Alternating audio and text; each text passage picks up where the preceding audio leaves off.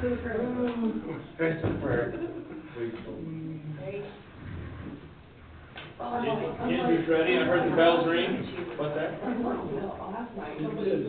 they were watching, you know, that's why. Chatty group, huh? Yeah. Yeah, I was working, I couldn't make it. Story of my life. Sundays. Yeah, let's go, Jim.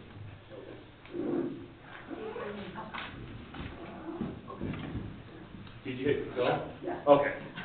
All right, we're gonna call the meeting to order today on October 1st, 2024. Commission meeting, thanks for being here in the audience, thanks for attending today. We're gonna start the introductions on my left today. I'm Jen Lakeland, Strategic Development Director, filling in for the beloved Press League. Thank you. Brandon Yardley, Commissioner. Wade Hollingshead, Commissioner. Tammy Pearson, Commissioner. Ron Christensen, Attorney. Ginger McMullen, Clerk Auditor.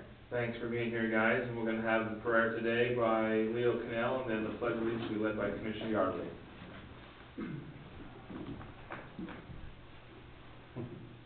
Our Father in heaven, we're grateful for this beautiful fall day that we have to meet together for a county commission meeting today. We're grateful for the nice weather that we've been able to have throughout this year, and we pray that we'll have the type of weather that we need during this winter to provide the water that we need to conduct the kind of business that is conducted in Beaver County. We're grateful for the opportunity to be here for Beaver County Commission meeting. We pray that that will bless the commissioners with good judgment and sermon as they conduct the business of the county this day. We pray for these blessings in the name of Jesus Christ. Amen. Amen. Thanks, Leo. We're following the pledge of allegiance. I pledge allegiance to the flag of the United States of America and to the republic for which it stands, one nation under God, indivisible, with liberty and justice for all. Thank you, Commissioner. Okay.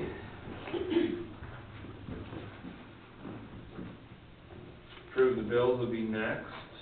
Pass those out. I've got a 5-letter word. Bills. The expense items of the county. Oh, don't make it longer. Yeah. 5 letters are good. That's more painful.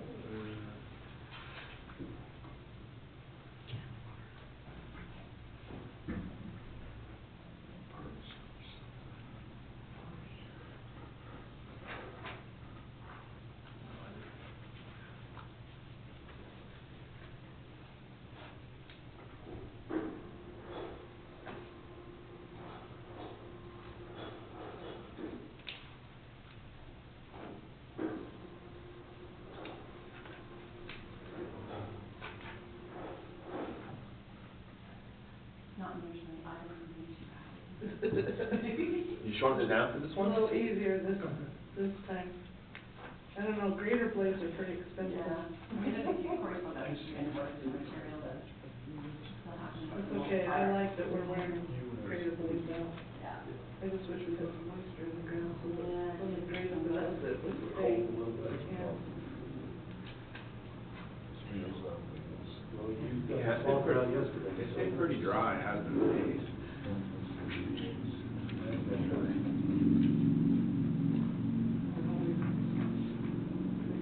Haul water on some roads that are just, there's no bottom left. Hey, hold on.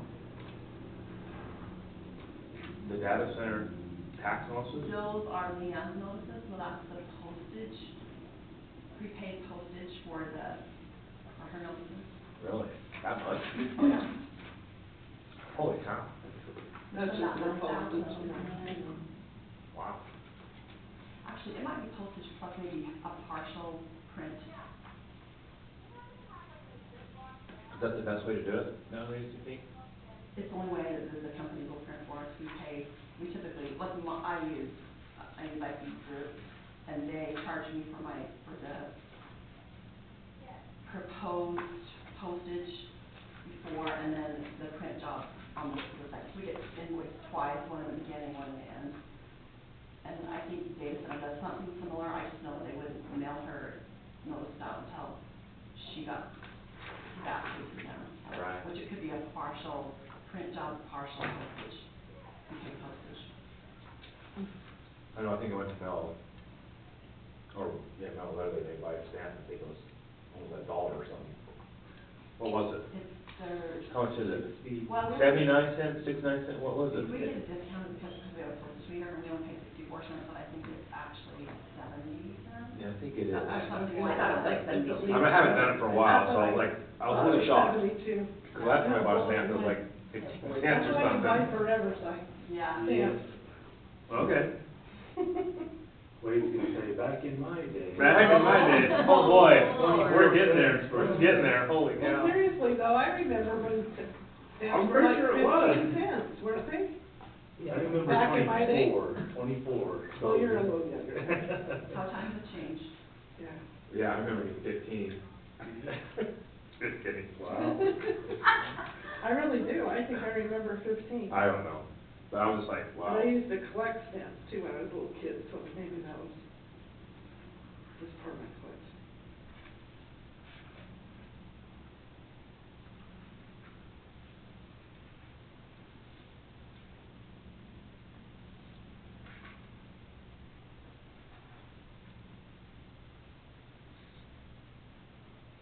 Stop right there. Stopping. On the beautification grants, Yes. I love the idea, but do they come back or do we see any kind of report on that scenario? We've given a couple of updates in economic development meeting about the progress of the different businesses and the reimbursements. We've also been collecting, before and after photos, which I have, and I've pushed up to the state for proof of the grant actually being used the way it's said. That's my one, I mean, so are there parameters they use that money for, or is it just for whatever they want? No, they all had to put in an application and call out their projects very specifically. And then the board that approved the grant awardees, went through business by business, project by project, or said this one qualifies, this one doesn't, and had a whole matrix that they judged off of. I'd be happy to share that matrix with you if you'd like to see it. I mean, it'd be interesting to see the before and after, Yeah. you know, I was hoping, we're photos or some sort of a, whatever. we're still getting some of the final reimbursements because we opened it up for a second round and had more funding, and we're closing all of that up. My hope is to put together a whole video of the before and afters and numbers and like a package deal basically that says what was accomplished, how much we used, what does it look like now. How many businesses? Yeah. I mean, it's great, and, I'm Yeah. sure it's really appreciated, but it'd be nice to see some. I want you to have a complete package of everything once it's all closed up. And Okay. we're just at the end of that. There's a couple of more. We have a little bit extra funding that people have requested, and so I'm just working through those now. Okay, great. Yep. I will say I did have one of the businesses in town, actually somebody from the creamery, say, we appreciate this grant so much, even though we weren't, we didn't put in for it and we didn't chase it. It helps the town look happier and whole. 100%.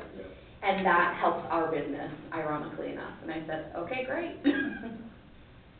Yeah, I've had lots of positive feedback, so the business is looking a lot better. Does that name J-Rat? That's good. Great. Yes, that, Gerard. is that how they spell it? That's how it's invoices, right? Oh. Inspection of my campground, how's that mean? Water, it's water. It's in final. Is it maybe Jared and somebody didn't want to spell it normally? It's I don't Gerard know, that's to what me, his W Gerard. nine and what his invoice says, so I don't know. I bet it's Jared. Somebody. I just know it's the name, I like it. Well, that's how his It's fine. invoice came in. Gerard. Oh, I think that's how it's current. Somebody's His parents, parents were- yeah, parents and their, These parents nowadays, I know. Listen, I was one of those kids, so. kids or parents? Kids, I have a funky spelling. All right. Any questions, any more questions on the bills? If not, I'll entertain a motion. I'll make a motion, we approve the bills. Do I have a second? Oh, sorry. Second, yeah. Okay, all in favor? Aye. It's unanimous. Thank you, Ginger, as well, as always. Moving on to minutes. Minutes. Next next item is the minutes for September of 2024. And I apologize, I did not read through them thoroughly, Ginger.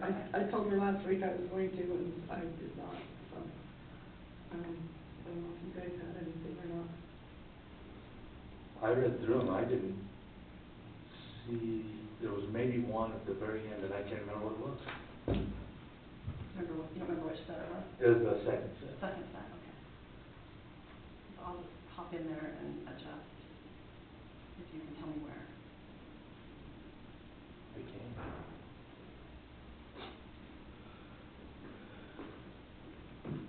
Go down a little bit more, will you? Yeah.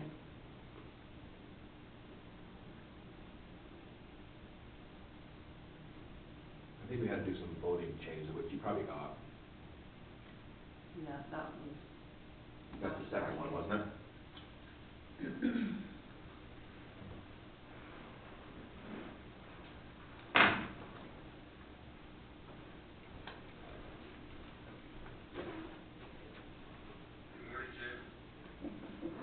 I'm getting our Zoom ready for them. Oh.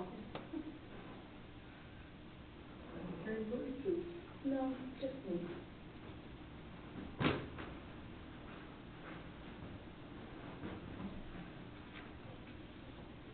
Perfect, yeah.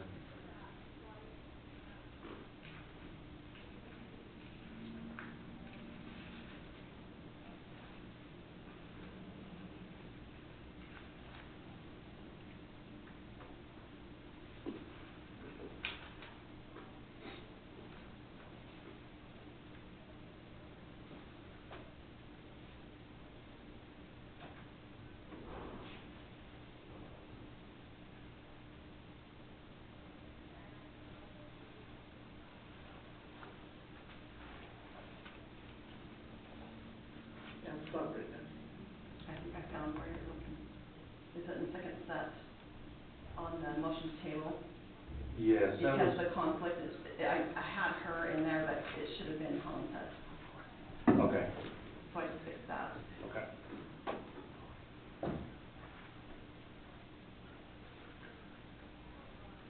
And then I'll go into conflict statement. From, Yeah. from you, right? Yeah. Yeah. Cause I had it in there, but then I ended up adding a bunch of stuff, and I think I accidentally took it out as well, I shouldn't have.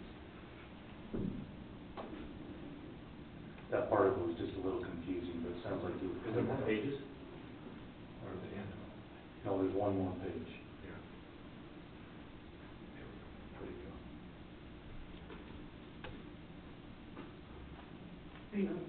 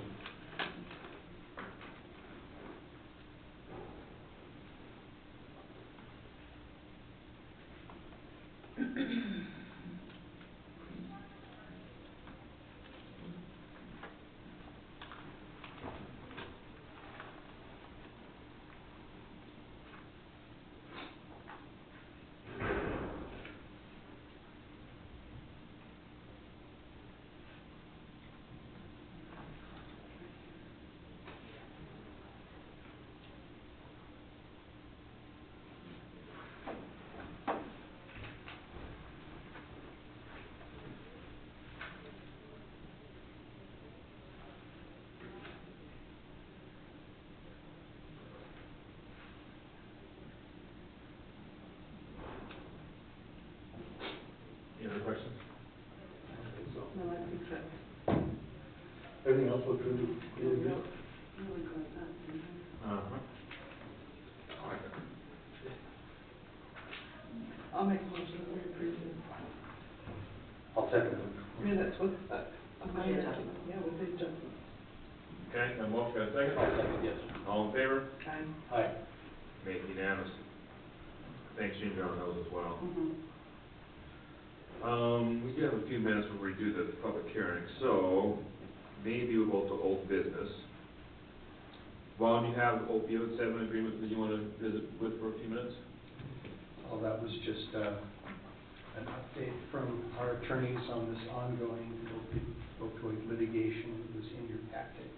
I tried to pinpoint them on how much money we were actually going to get with this most recent settlement. The response was not much. Because it just was targeted, Yeah, right? yeah, it was just with that particular score. But if you reviewed it and if you're so inclined, the sheriff can sign it, we'll give it back to our legal counsel, and that'll be just a little bit more. Oh, I got some money not too long ago. Let me tell you what I got. is that from Target? I was thinking it possibly was, so let me just double check and see what's in there. Well, for the record, if you don't mind, would you just explain that settlement really quick, real quick? Years ago, the county joined in a class action lawsuit being filed by the state and numerous other counties against some pharmaceutical manufacturers. The essence of our claim, the class action claim, was that these manufacturers were irresponsible in promoting and distributing the drugs and making misrepresentations about the addictive propensities of the drugs, and that it's had an impact on our county with increased levels of addiction here in our county. So, one by one, the claims have gradually been settled over time, and it's taken a long time to work through all of the claims, and this is one of the more recent of the claims. We did receive $6,079 on August 5th for allergen and CVS, which I'm assuming Target and CVS are the same. So, Oh, are they? I bet so, because it's, So is that gonna be a one-time payment, or is that gonna be annual? I payment? think you're probably see annual. I don't know, they're all, They just come in there's sporadically. They're just no scattered. liabilities into Yeah. some of them, so The others have been kind of, consistent. yeah, Yeah. maybe not annual payments, Yeah, but we got, periodic payments. we got one on the 12th from Tiva for $3,216.40, so they're not like tons of money, but as they come in, they trickle in, it helps with your And we put that money in prevention. the prevention part, right? We use that for It's prevention, paid for the prevention specialist in Milford, right? so. It helps with that program of prevention, which is Exactly right, which is an appropriate appropriate place for it to be. settlement. Right. Yeah, perfect. Okay, anything else on that? No. Okay. Any commission updates you want to go over for a few minutes? Anyone? I don't think I have anything that's on the packet already. Okay, Commissioner Pearson, anything?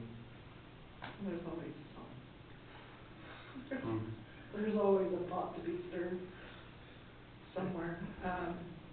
We've got are you guys gonna be able to go to the summit at all next week? I made the goal for Parkway on Tuesday, and then that thing on the ninth. Are you going? Yeah, I think I'll run over for at least a day. I know there's a dinner, Monday night, BCI dinner. Correct. Is that Monday night? Correct. I can send the details out if you'd like. Jen's going. Jen's going, Jen got accepted to the URLA, and so my attendance suddenly became mandatory. Mm. You have something on Tuesday morning you're presenting? I do, well, we'll see how today goes. I'll be on the stage, I don't know if I'll be making an announcement or if I will be talking about status updates for unit tests. To be decided, I guess. Okay. Okay. Is it Helen Sear? SU, or is it? Yes, it's here. Yes, at the Hunter Alumni Center, yeah. I do have, Lizenby wants to come and bring his team over, In a couple of weeks. to meet with us, In 2 weeks? In, I believe it's 3 weeks, on the 16th, from 10 a.m. to 2:30 p.m. yeah, he's changed it a few times. Yeah, we have a couple of different times for lunch, I think is the main time that he wanted to meet with you guys, I have but 5 counties that day I won't be available. Unfortunately. 5 counties on first and 15th, so I'll be here. Okay. Okay, 9:20 is upon us. It's a public hearing considering sale of real property, that's Jen. You want to give us some background first, then we'll do the public hearing? Yeah, give me just a second to go ahead and get this up and running. I want to check in with Robert Whalen. Robert, are you on the call?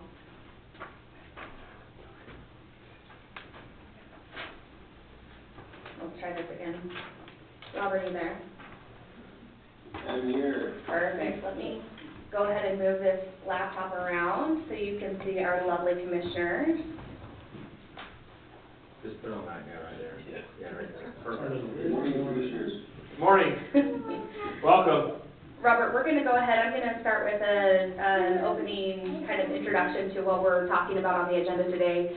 Then we'll open it for public hearing, and then we will close that portion of it and allow the commissioners to ask any questions of you and discuss the item at hand. So Commissioners, several months ago, my office was approached by RW Partners with a plan to build out data center park outside of Milford City. The hope of this proposal was to synergize with emerging renewable energy sector for both local, national, and global benefit. Much has been said about the rise of AI, but data centers power more than chatbots and clever comments on social media platforms. Telehealth appointments, online banking, educational opportunities, and automated processes are all available because of data centers. They provide a variety of jobs, from temporary build-out of facilities to scaling operational jobs, site security, IT professionals, executives, etc. Our rural county plays home to 5 renewable energy production types, as you know, 4 of which are found outside of Milford City. While other communities in our state are growth restricted due to available power, water, and housing constraints, we in Beaver County stand ready to grow in sustainable ways. One such way would be through this project. In front of you today is an option to sell 340 acres for the sum of $388,800. These parcels were acquired by the county through a default of tax payments in the early 2010s. If sold, these parcels will return to the tax rolls, generating property tax once again. If the project is not developed within 60 months, the ownership of these parcels will revert to county ownership. The details of the project development are that pursuant to the sale of this land are as follows. The buyer is to provide $10,000 earnest money at acceptance of this contract, plus another $40,000 at the end of the due diligence or sale of the property, whichever comes first. The buyer will have 60 months from closing to build out 50,000 square feet of operational data centers, with an option for a 24-month extension request at your designation. At closing, the buyer will sign back to Beaver County a deed held in escrow should the development not occur in the granted 60 months. At issuance of occupancy, the county will gift back to the buyer $338,800 for the development of the project. Are there any questions I can answer before we open to the public comment period? Questions? So on the sale price, what's the approximate cost per acre? I think it breaks down to just a little over $2,000 an acre, or just a little under, I believe. I think it's like $1,800. And I know this is just land. This is just land. There's no water rights No water. attached to this. Again, these are parcels that we acquired via tax sale. The other thing worth noting is out there currently, there are a couple of roads, so within the contract agreement, we talk about the stipulations of right-of-ways for the road that exists and the maintenance. We also have had informal talks about the display that we have there on the renewable energies that was put out several years ago. Robert and I, as we have discussed, think it would be cool to have something new to show what that looks like once we have a build-out, should this go through. So I anticipate that display will actually get upgraded and be quite remarkable. This would be the state's first fully renewably powered data center park, if established. It's worth noting there may be a handful of other data center parks like this that are fully renewably powered in the nation, only a handful, so we would be pioneering in that way as well. It is awesome. Any questions for Jim before we? Maybe I'll just make a comment, state the question. Thank you. A dumb thing that doesn't need to be said, but I'm going to say it anyway. Everybody understands that with the sale of the property, if it goes through, the developers would still need to work through our planning and zoning department for all necessary permits. Correct. One of the stipulations within the contract does say that the data centers would be conditional use, not permitted use. So that still gives our planning and zoning and this board those authorizations. We've had those conversations about the fact that grazing does take place out there. And so it's something to be noted that our partners here with RW Partners is interested in what that looks like to build out something that adds to the taxable base but still allows for some of that existing use.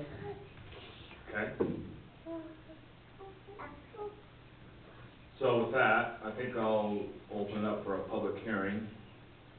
So we'll declare the public hearing now concerning the sale of that property. Any comments from the public?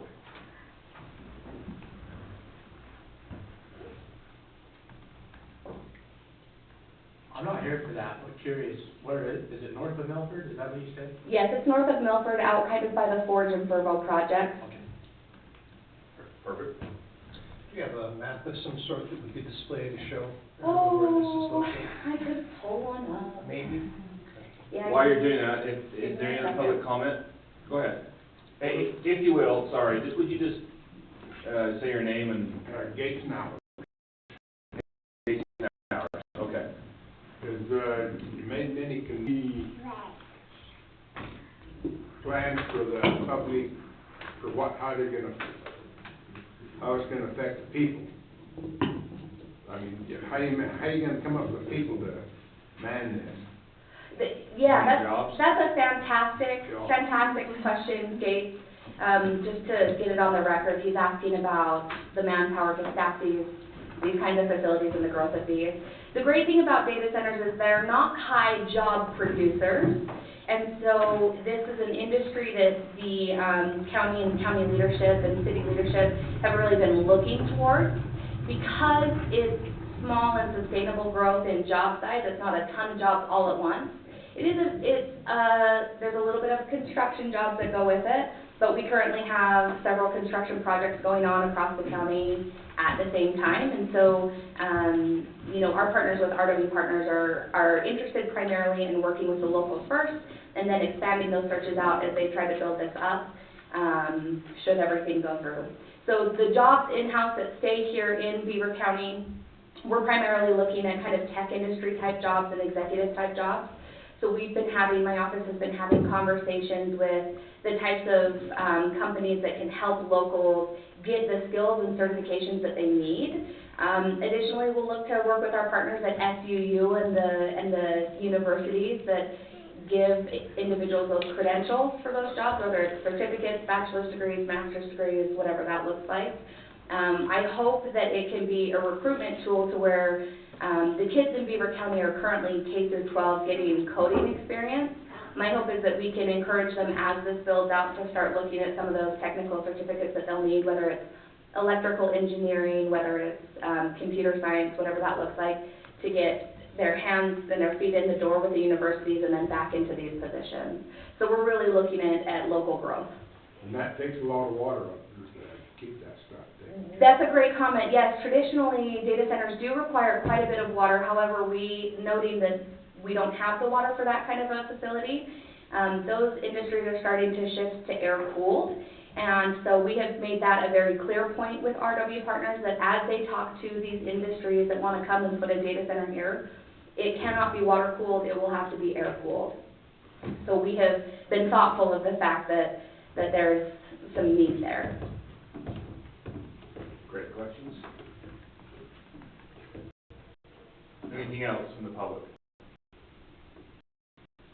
On this matter? Okay. If not, we'll declare the public hearing closed. Any other questions from the commissioners for Robert and Jen on this matter? Does Robert want to say anything? Yeah, we can turn the time over to Robert. Robert, would you like to share? Yes, please. Thank you.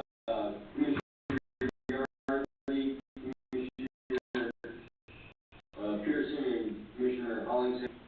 We look forward to working with you, part of Beaver County and Milford, and it's a really exciting period. We think there's going to be lots of interest from both government entities and large hyperscalers like Amazon, Google, Oracle, for buildings within this data center park. Okay, wonderful. Appreciate it. Maybe a statement. Go ahead. Robert, we're excited for you as well, as much as we are for Beaver County. We'll dedicate ourselves to try and figure out how to make this happen one way or another in the future. I know there's some hoops that's gotta be, done, and I hope we can navigate that. Thank you. Commissioner Arlen, anything? Yeah, I'd just say thank you for working through the process on the contract and working with us on the contracting and making sure that's a good deal for Beaver County and for you, and we're excited for you being proactive and coming to us. And with this idea, I think it's a great idea, and it fits our area. I think it'll be great out there, so thank you. Yeah, I'll echo the same. I think it's an opportunity for Beaver County to grow in different ways and not have everything in one basket, so it gives us different opportunities for people to work here, which is part of our goal, is just kind of create some jobs and do it responsibly. So I think this will be a great opportunity for that. So we appreciate it, and we'll try to work through the best we can going forward, and let's make this work for sure. Thank you. Okay, with that, I mean, I just need a motion for the sell of the property. We closed the public hearing? Not yet. Oh, Yes, I you closed did? it. Okay. Yes. Was when I was toggling back and forth. It's closed. You were looking at the map. Did you want to see that really quickly before? Oh, Let me you can show the map, share that sure. really You quickly. can show the map to people. Robert, I'm gonna bring you down to my view and unplug so folks can see where your project is going.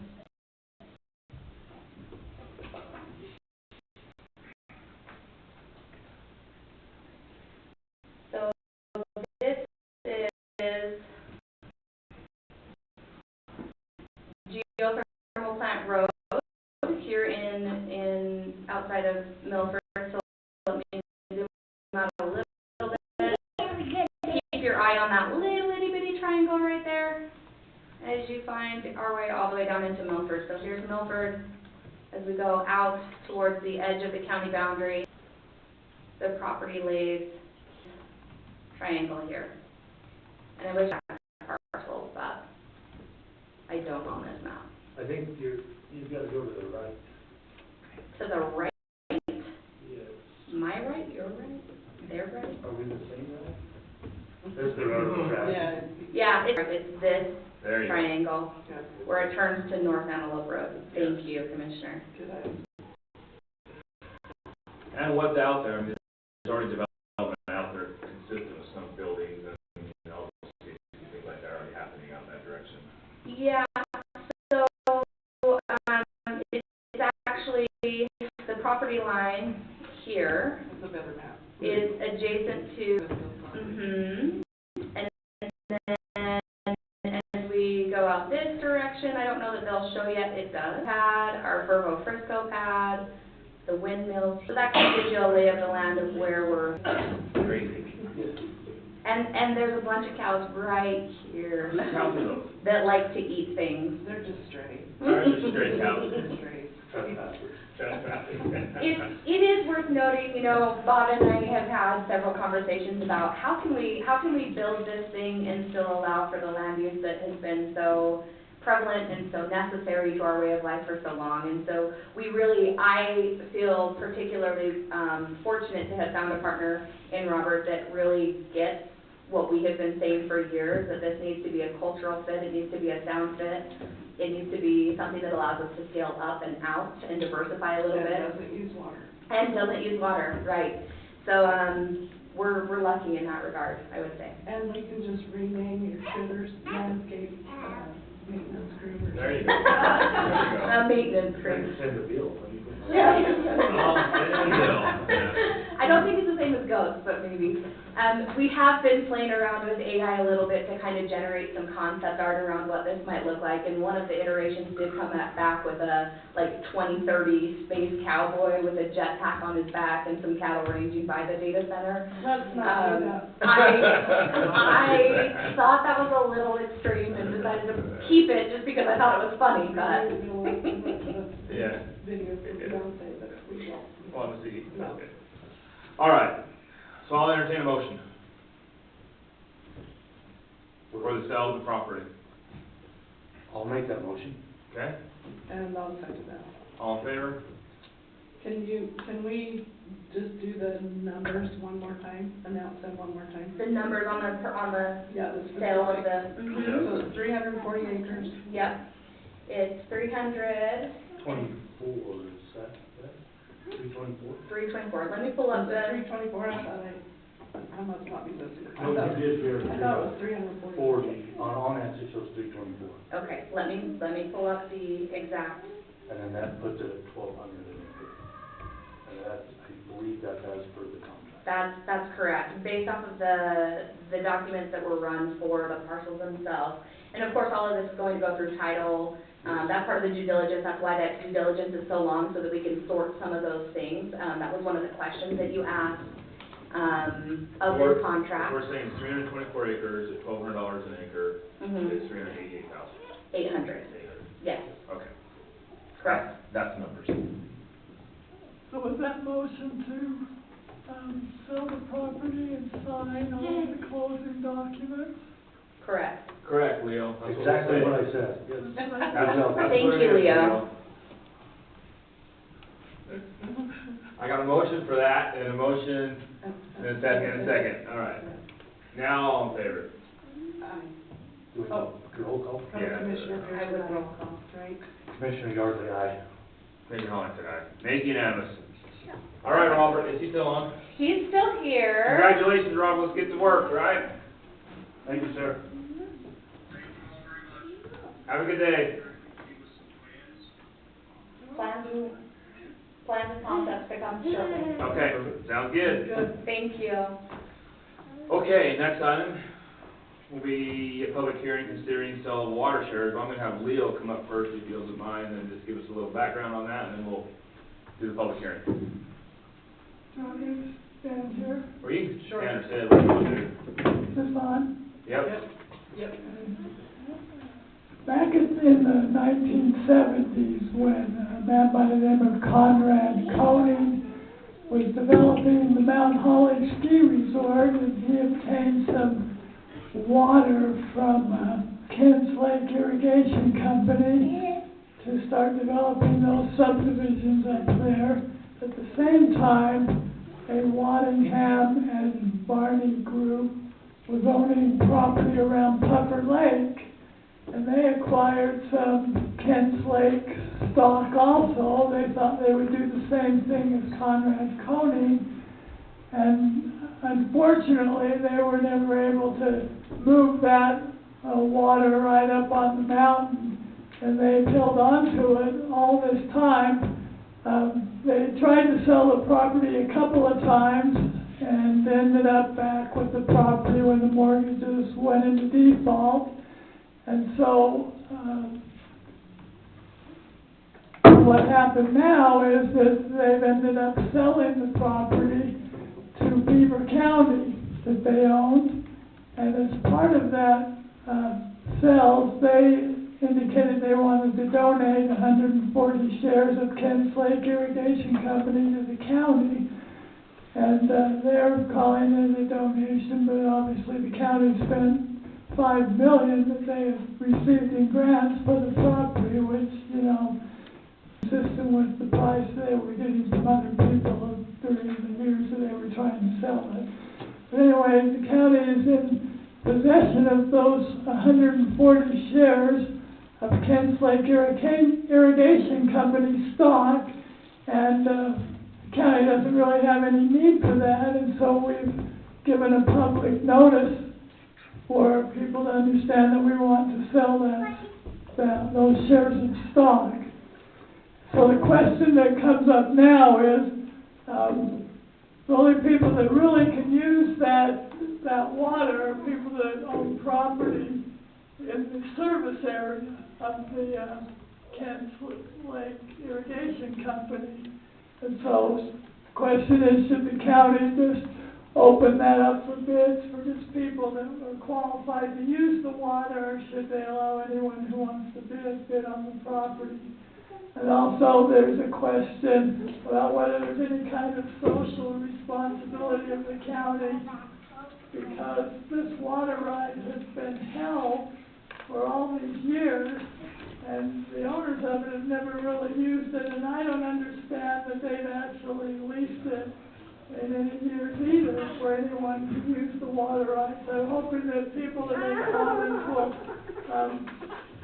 talk about that, whether we have any kind of social responsibility to make sure the water goes to somebody who has it, or whether, whether this water maybe should be bought by Kent's Lake Irrigation Company and retired, since maybe it hasn't been used for a number of years, or maybe there has been some kind of use on it.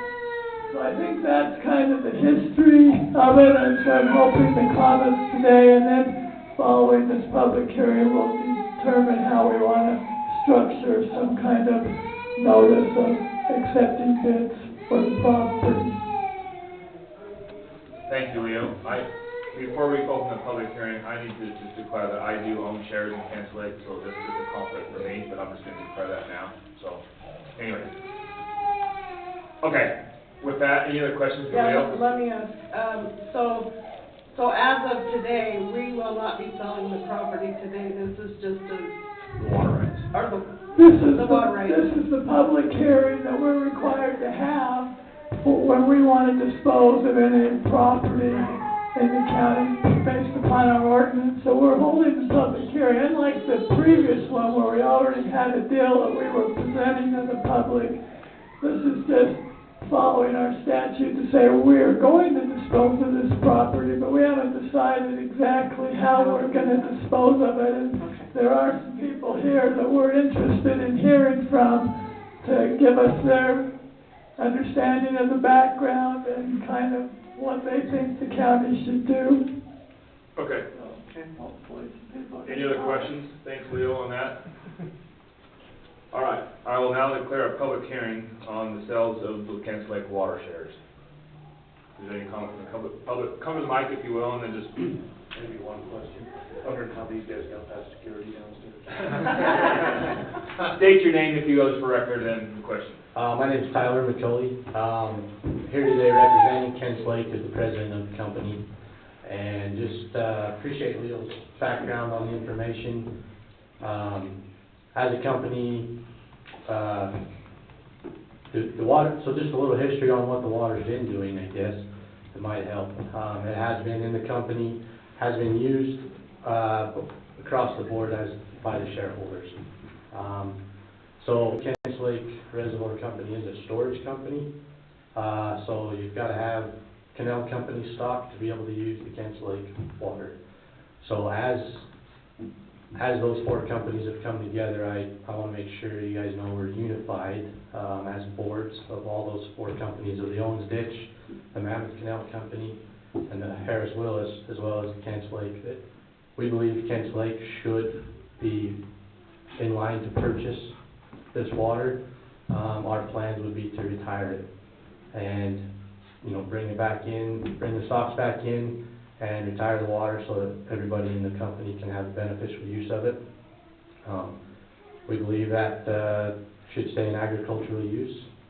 And as a side note, I personally believe that as these people may get this water back, that they're going to be the best stewards of the water. The farmers in this community, in this valley, are going to keep track of it the very best. They're going to conserve it the very best and use it to the best of their abilities. And those are all taxpayers in this community that live in this community and benefit the county. So, do you have any questions for me, or is this mostly just that? No badgering, No badgering from you? Okay. Go the canal companies one more time. You said Owens, Mammoth. So there's Owens Ditch, Okay. Mammoth Canal Company, and Harris Willis. Okay. Pertaining to these stocks, there's only Mammoth and Harris Willis that are pertaining to these two, or to these Kents Lake stocks. Okay. But we do have the blessing of all three canal companies that the Kents Lake Board should purchase this water, so. Thank you, appreciate it. Anybody else? I just wondered, are they prepared to pay some sort of fair market value for the water? Absolutely. Okay. Yes, sir. Okay.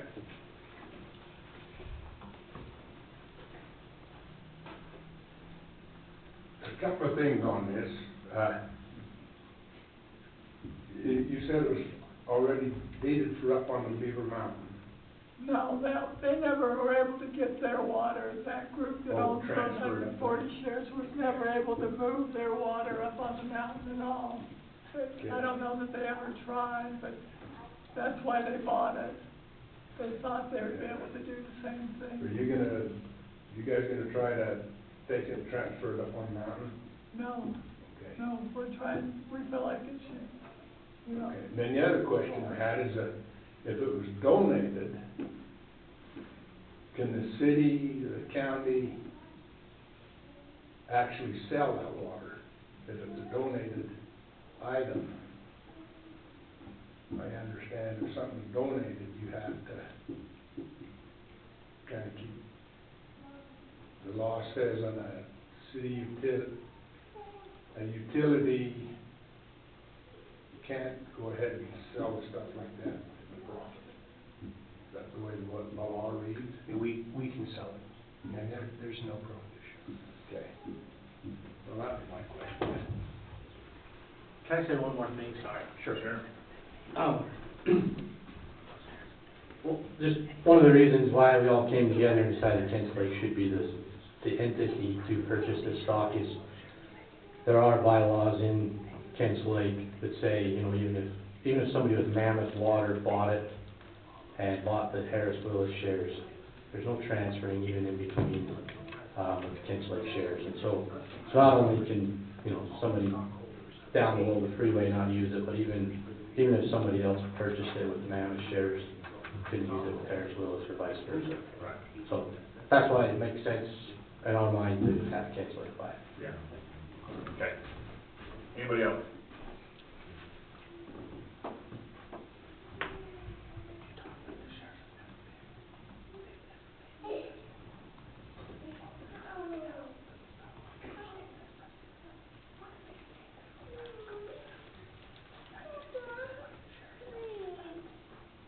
Rob, you want to come up?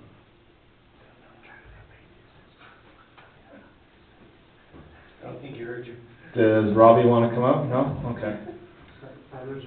Anybody else want to come up for public hearing, comment? Jeff, you want to say anything? I mean, you can have your granddaughter say something if you want. This is probably recorded. It is recorded, yes, it is. We're getting real used to that.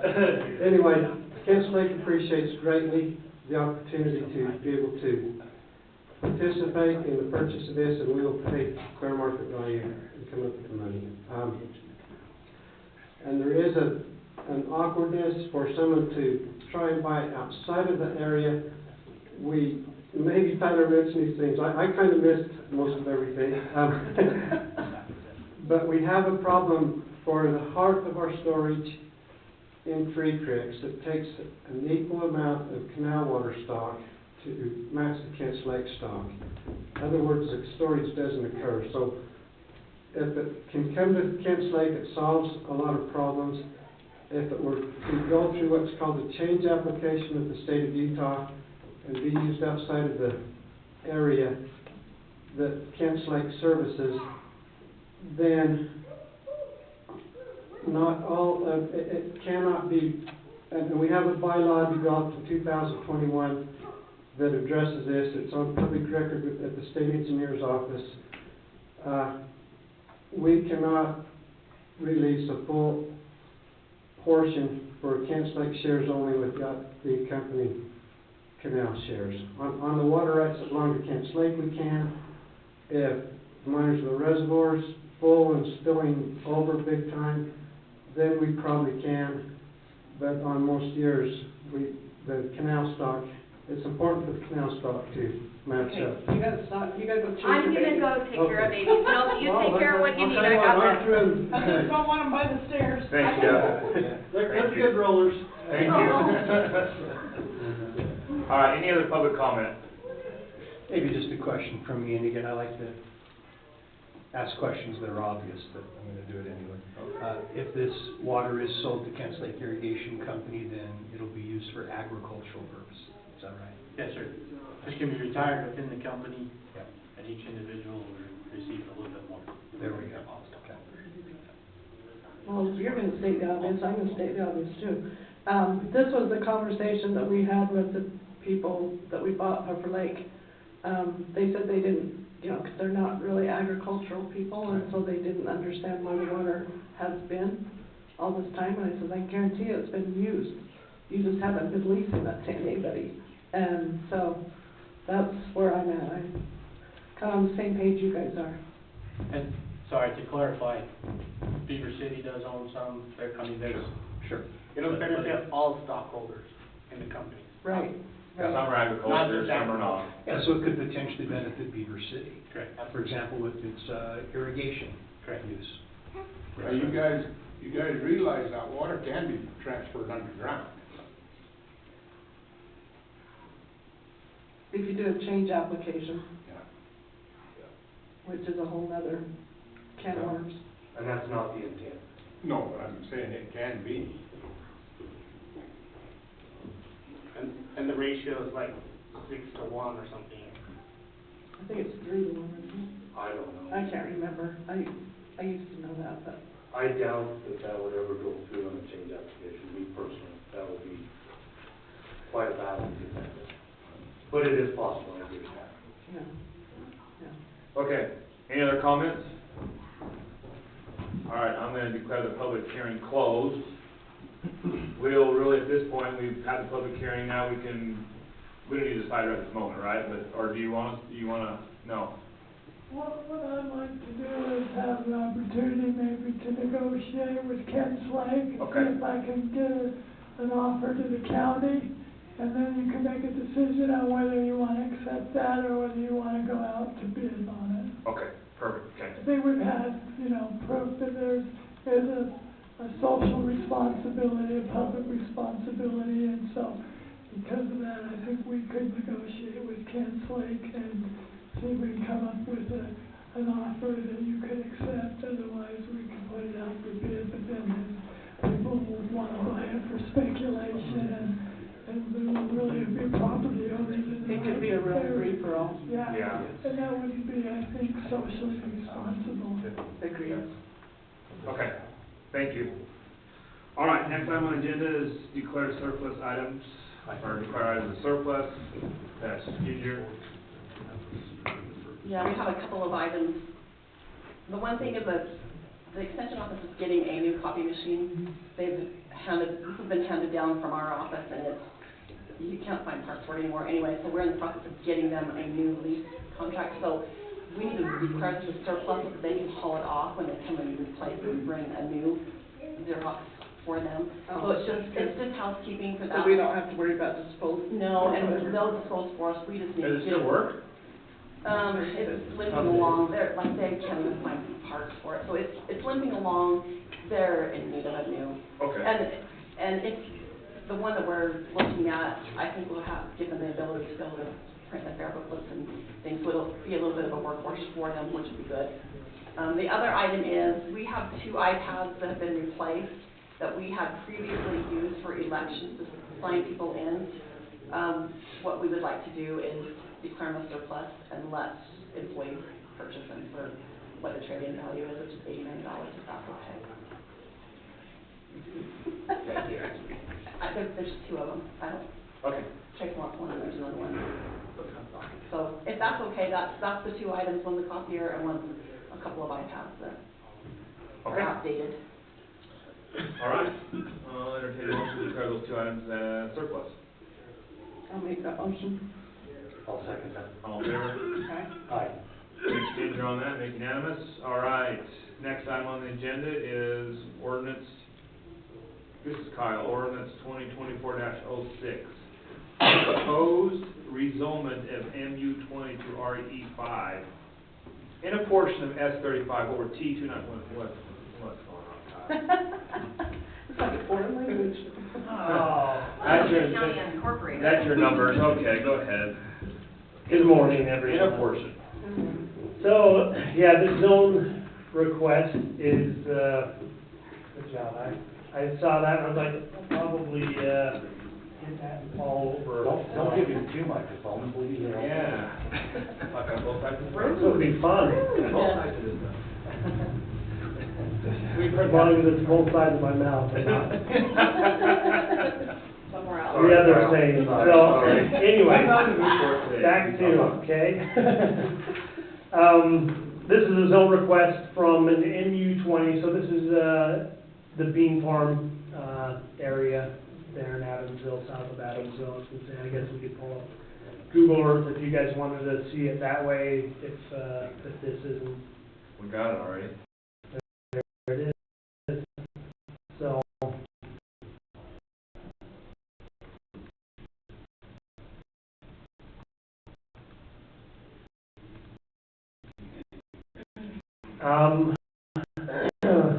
what it is it's more of housekeeping. For whatever reason, at the time, yep, so, right. Listen, I'm I go to impressed. planning and zoning. Well, that is, I- you usually gotta give Kyle the mount. The portion right where the mouse is, on all of this to the right, that is all right now residential estates. And then if we go to the north across the road, left of this pivot right here, to the left, yep, oh, right, all through there, that is all residential estates as well.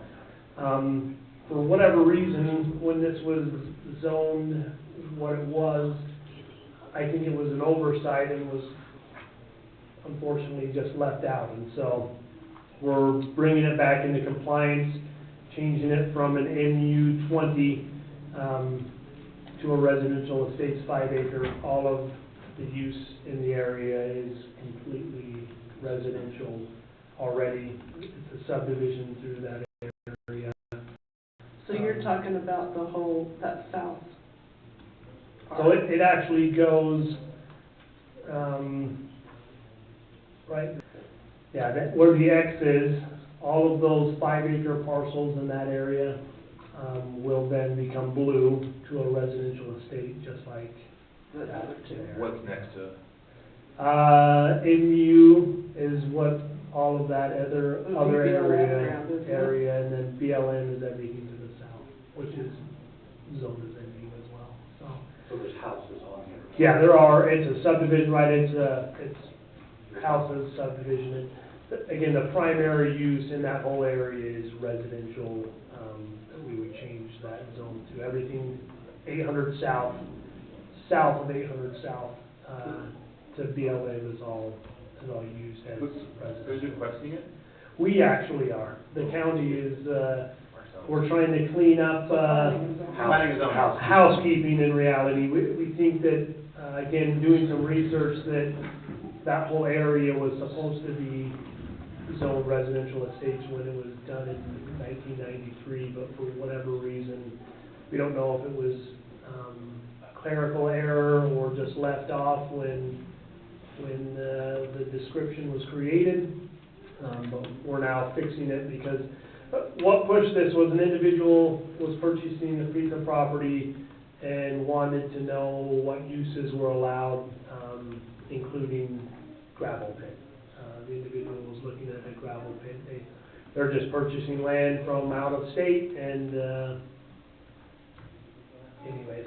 So that was what prompted me to stop the firestorm of what would happen in the future if our zoning allowed for something like that, and right there in the middle of all of that residential. And so I'm just trying to stop that firestorm from happening. And so, anyways, just that was unanimous by the planning and zoning, the recommendation to change that to residential estates 5 acres.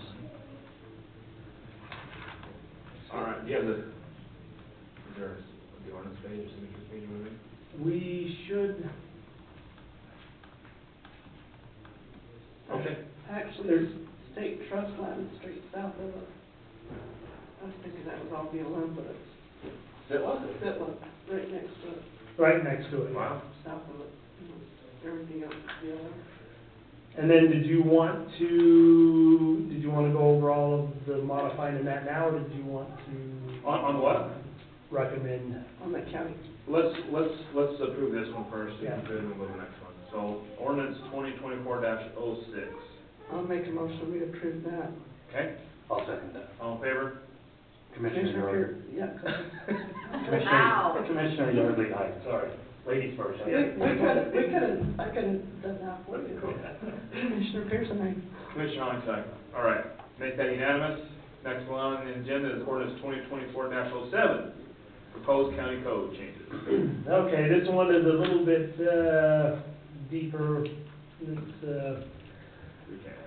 we'll start. This is a residential district, it's kind of the same thing, housekeeping, kind of cleaning up some verbiage. So if first off, we go to area width yard regulations, we're cleaning up the front, the setbacks in an R2000, or an R20, which is a 20,000, square foot, area of residential, to 25 feet. We're just matching up that front setback and the same on the rear. A 20,000 square feet piece of property isn't very large, so to have a 20 and a 30-foot setback, or we're just trying to bring it back into compliance with what's happening everywhere else. By making it consistent with the other setbacks. Yeah, and then we jump down to 9.6A6, modifying regulations.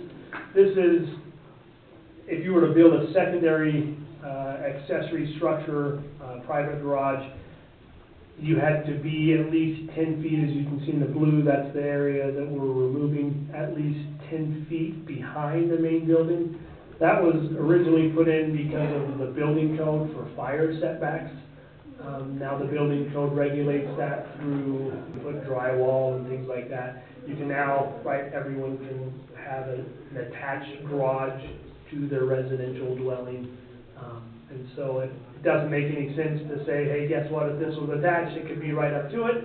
But if it's detached now, we have to put that garage 10 feet away from the dwelling. And so we've changed to have, put shall be, accessory building shall be located behind the main building and have a side yard of 5 feet. That's actually changed from the 2 feet because of fire code. Fire restrictions now have changed to a 5-foot setback, and so we've adjusted some and removed some to fit that in. And then rear yard, kind of the same thing. We're saying there's no point in saying your garage or building has to be 10 feet away from the main portion when it's in the rear yard as well. So we're just changing that to meet the same as 6A6. So A and B are just cleaning up. We jump. So is this isn't just county at large, is this inside city limits as well? No, this is just county. Okay, Right, all right. just county, and just for these exact modifying regulations for the zone. So, this is a residential zone, residential 10, 12, and 20. And now we're jumping down to the next one, which is residential estates. Oh, jump right up there. So now it's 6B, same thing, we're allowing a change in a side yard as long as you have at least 8 feet through that side yard, and that's kind of a standard practice throughout the state of Utah. Most vehicles are 8 feet for accessibility for utilities and that. So as long as you have at least one side that's 15 and the other can then be 8. The rear setback, we've dropped down to 10 in that area to kind of be consistent with what most of our subdivision ordinances are coming out with as well. 6B6 is modifying regulations for a side corner lot. We've removed that language to add the street side yard of the corner lot shall be the same as the front yard setbacks required for that district meeting. right, if you're on a corner, your front setback will be the same on the side as it will be on the front, because it's no different, you're coming up with the street, that's more of a safety issue for driving, and so we're just cleaning that language up. And then removing in B. Enforcing is a totally different. Correct, problem. exactly, for sure. And then in B, we're just removing at least the 10 feet from the main building, same as before. And then we come down to modifying regulations, we're adjusting this, instead of qualifying, this is a modifying, just a verbiage change. And then back to the same as what we talked about, it's the building, the 10 feet behind, we're removing that and just saying, hey, it shall be behind the main building and at least 5 feet from those stations. And then we're removing that whole 5A6 qualifying regulations changing, not removing qualifying regulations, but removing A for the private garage and that, because again, it's right above it. It's just kind of redundant, we didn't need it in both areas, so. And then re-changing A, B, and C, none of those are changing. And then 9(5)(b)(6), same thing, modifying, we're changing that to modifying instead of qualifying. And then removing B with that verbiage to put in B with the private garage located behind the main building in the 5 feet to match up all of the other ones that we've just changed. So for whatever reason, a few of those were not consistent, and we're just trying to make all of our modifying regulations consistent throughout the ordinance. So it's, again, taking a little bit of work and time, but, and then in 9(5)(b)(8), we're actually removing A, the current A right there in blue, because again, it's redundant up above, it says, it's saying the exact same thing. And so now instead of A and B, there will just be A, which will be below the notification on requirements in ag zone.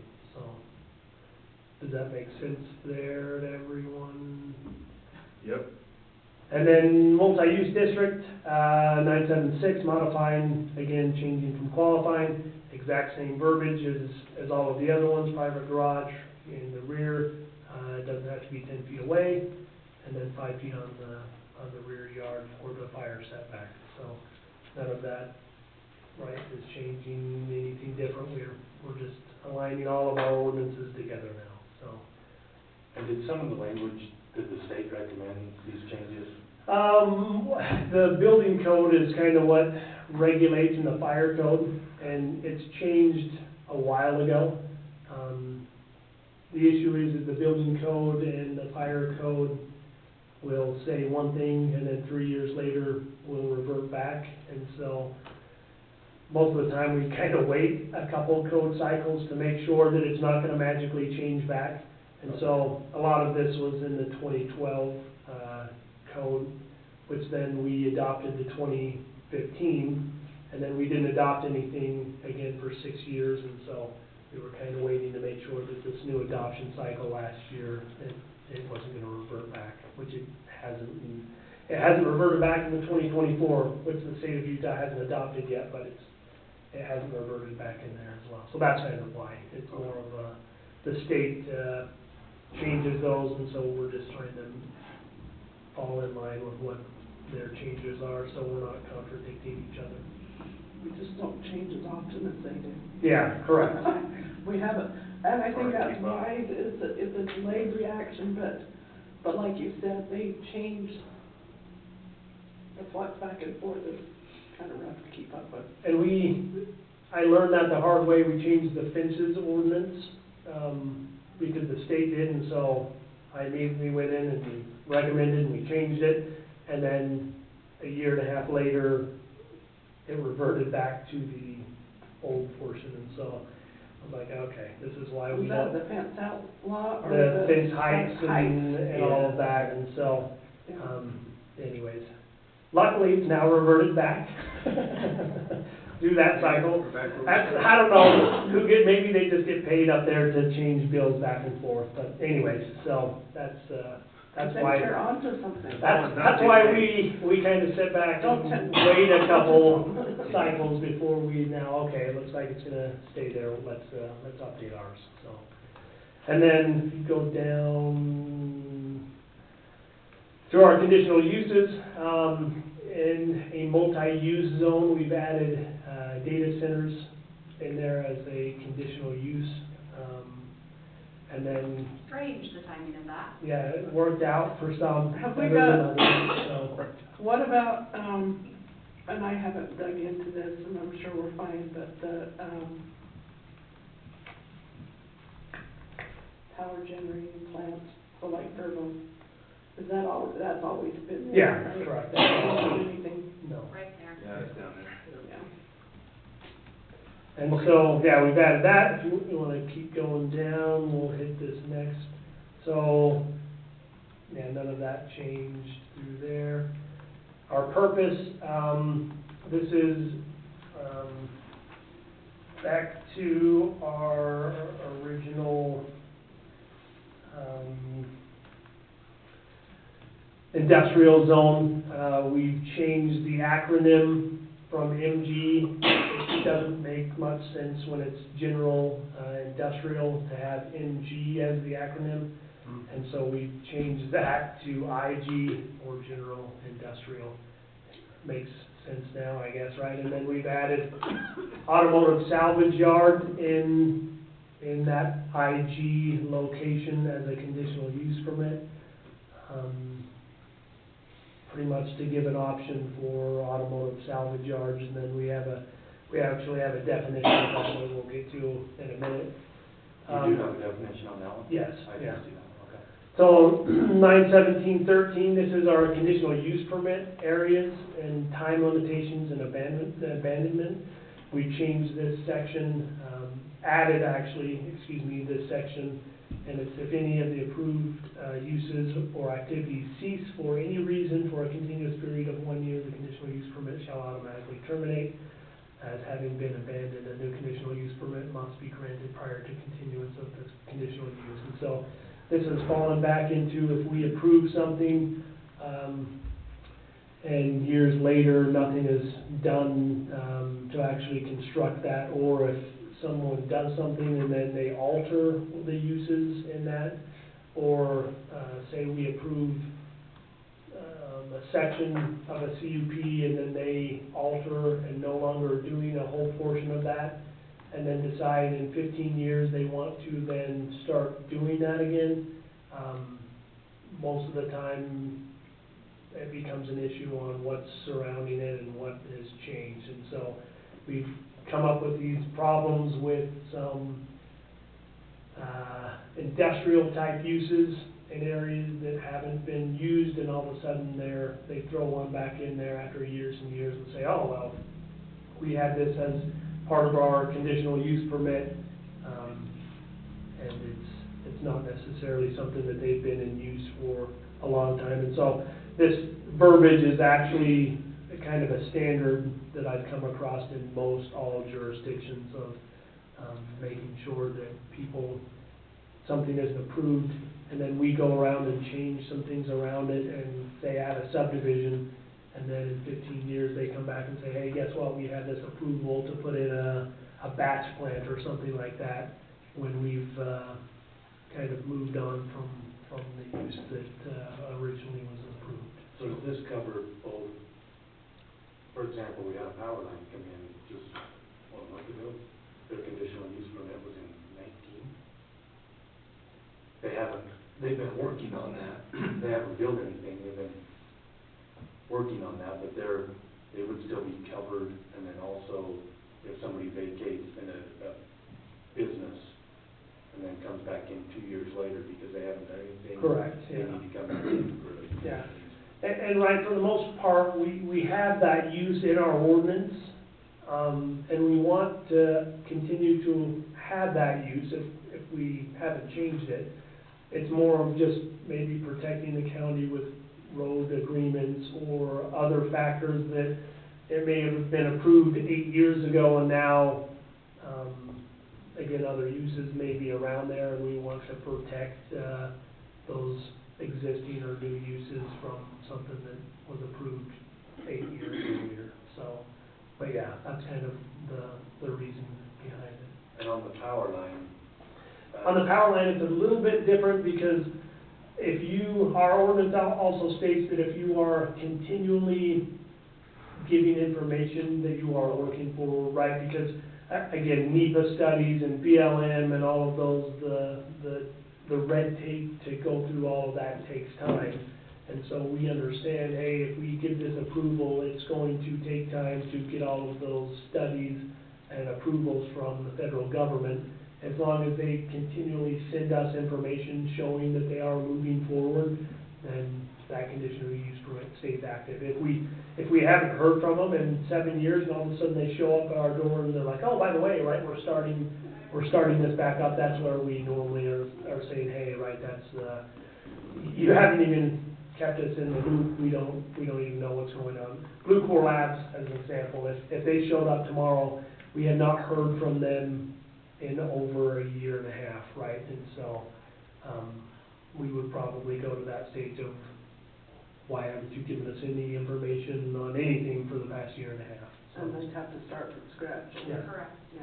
and again, it's not, right, 99% of the time we're going to approve it again, right? Because it's something that we already have as a conditional use in that, zone.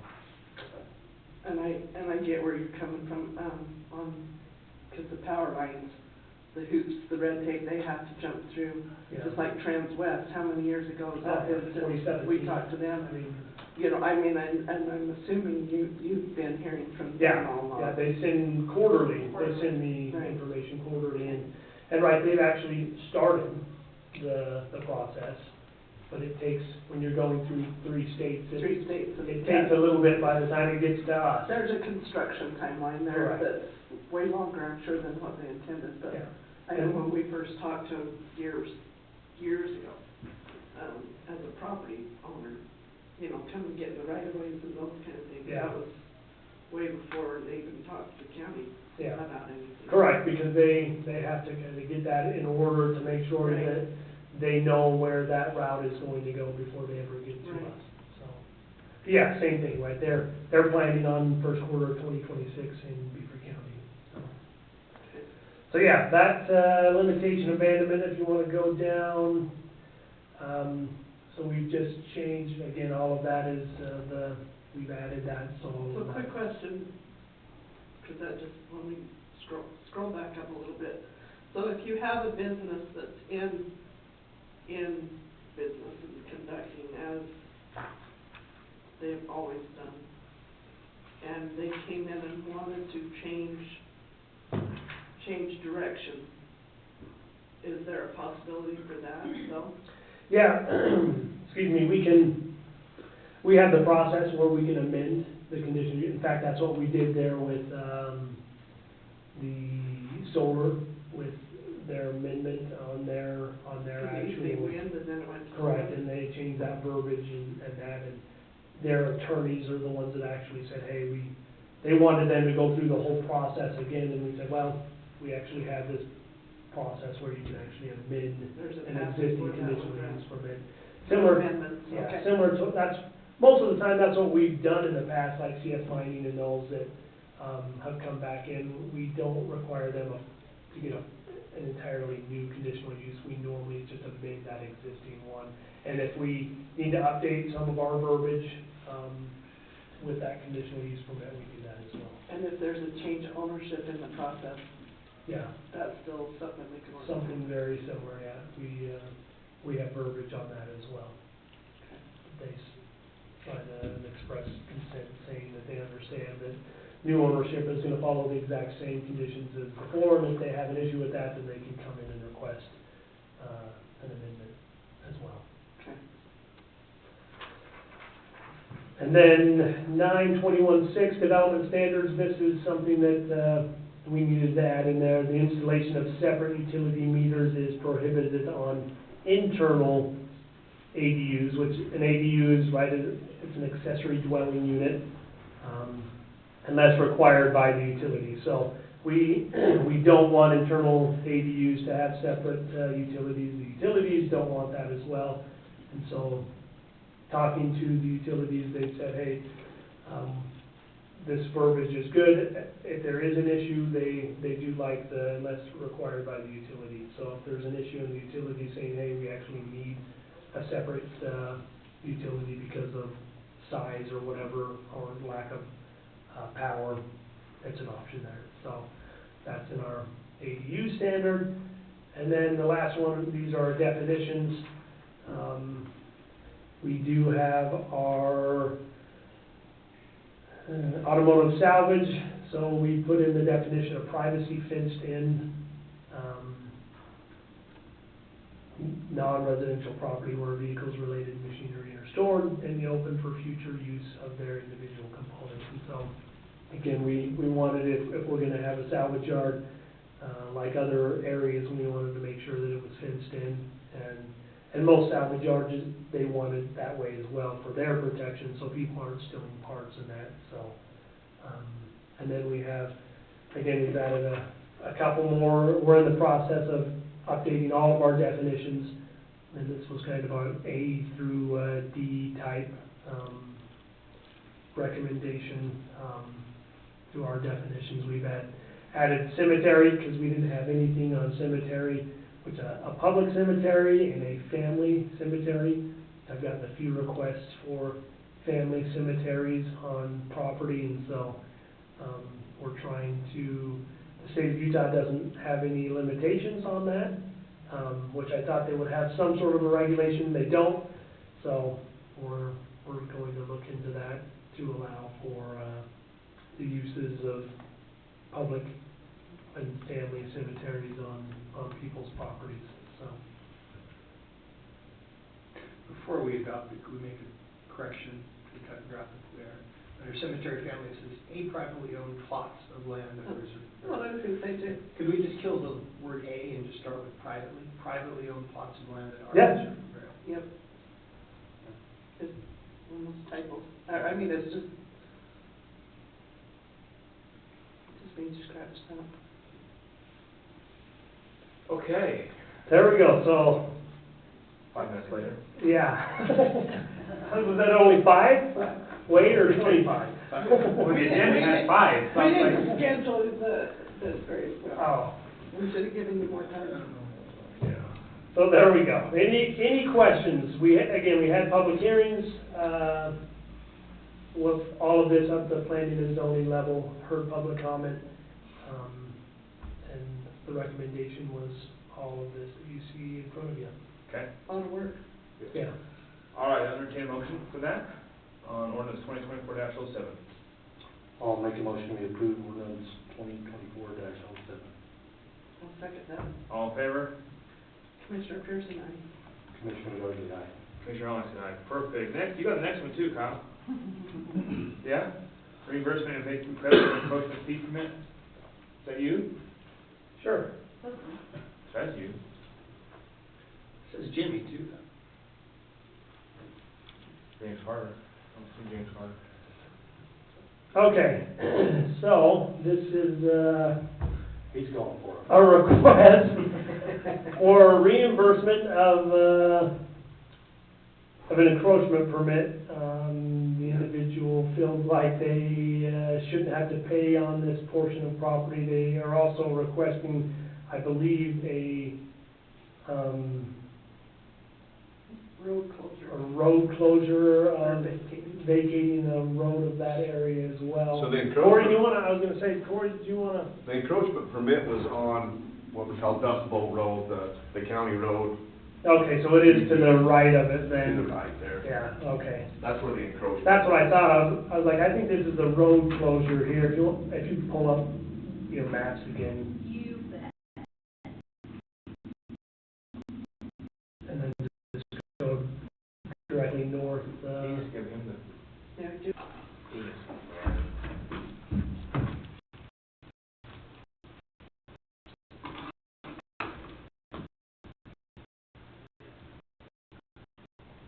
So, what was the fee? Well, the fee is $75, and then the inspection, I think it ends up being $125 after everything, after Corey usually will go out on site and verify when the digging and all that is happening to make sure that it's done where it's supposed to, and then back again once it's reclaimed to what it's supposed to be, to our standards, so. So anytime anybody is encroaching on a right of way, and that's crossing, or coming up to putting a driveway up on our, anything that. Like next to a road. Yes. Yes. That requires an encroachment permit.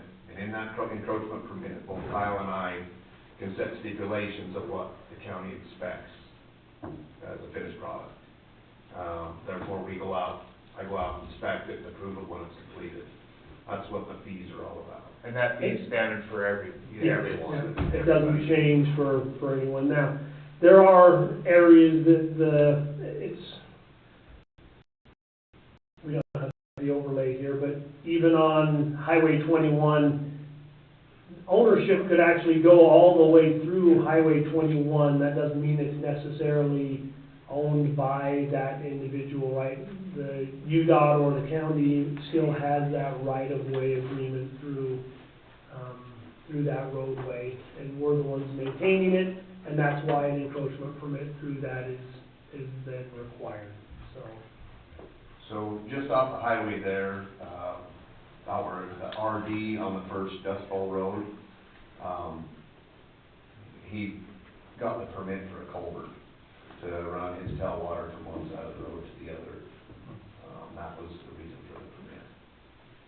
I was gonna say, is this all after the fact? Yeah, this is the job's done, yes. And Corey, you put Again, that over in. and to back up, he actually gave the culvert, and we installed it.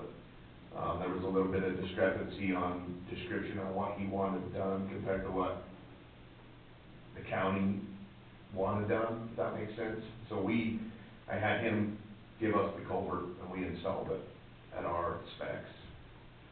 Yes. But the job has been done for. Hauled some gravel in to make sure it was. Yeah, we did haul some gravel in, the road had to be lifted up because of the culverts, that sort of thing, so. And so the encroachment fee permit thing, that was on this culvert itself? Yeah, this is the encroachment that he, For that reason. yes, All right. for that culvert. And he's paid the fee? Or he hasn't paid it? Yeah, I'm assuming it's been paid and all of that, yeah. The job's been done for over a month now. Yeah, Okay. And he wants the money back? yes. What was the fee, how much? I thought she said 75 and then, I think like 125. So it's 50 and 85, so they have an application fee of 50 on every permit, and then 1 hour minimum of inspection fee for $85. Yeah, so 135. No. and everybody else pays This is this, a this is separate a one. standard. Correct, yeah, it's a This is standard. the one that I'm actually approving today for Furbo, and it's the same 50 and 85. I would make a motion to deny the reimbursement. I second that. All in favor? Aye. Aye, it's unanimous, okay. Now, application for vacating public roadway, is this yours too? I didn't know anything about it till yesterday, so. Jimmy's, I think. Corey, says your name right on it. Yes. Sweet, Corey. We're both here in the same boat. Hand that to Vaughn, will you, please? What roadway, what roadway? So this was. Back to that, Jen, go back to that other one now that you You don't took the have. mouse? No, you don't have the mouse. I was gonna say, Jen can't go back here. So, this is, right here to the west of where we were just looking. I'm gonna supplement yours with a handout of my own. Awesome. Oh, boy. You got We're pulling out. zoning inspector, and then I've got. Diesel coming in everywhere. Yeah. So, You've been all over us. so this here is the area we were just talking about, the Dust Bowl Road, and then this right here, West towards Melford. west towards Milford. This is the Greenville. I believe so. So a few Keep going, sorry. So anyways, it's just a request to remove, the roadway. You guys should have received the application turned into you, is where it was supposed to be turned into. Anyways, Unless Presley's got it, and that's what it's on the. I don't believe Presley has seen the application. The only thing I've seen is the map right there. What road are they talking about again? so it's this, D1147? yeah. That's where you turn and go to. So it's a Class D county road, right? Yeah. We claim it, we categorize it as Class D. Yes. So I guess the issue is he's having issues with individuals using it, leaving the gate open, and then his cows and that. That is his property right there, that, Property go to the north. to the, can you click on it? It's a half a mile. Yeah. It's right to the top. Where's your Google Earth on this thing? Sure, you're on it. There you You're on formal on it. Google Earth will actually give us some, actual layers with ownership, hopefully.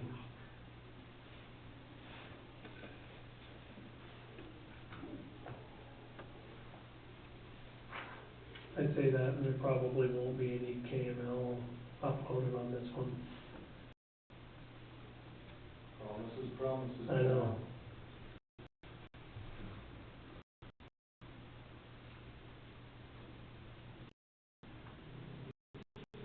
Yeah, he's right. Oh, yeah. I'll look if there is. But it goes out. Yeah, it services the property to the north of him also. That's what I Yeah, was gonna and it say. services all the I- BLM I don't out like that too, wall. doesn't it? That's the only access to BLM, isn't it? Well, I think it's the only access to the property to the north.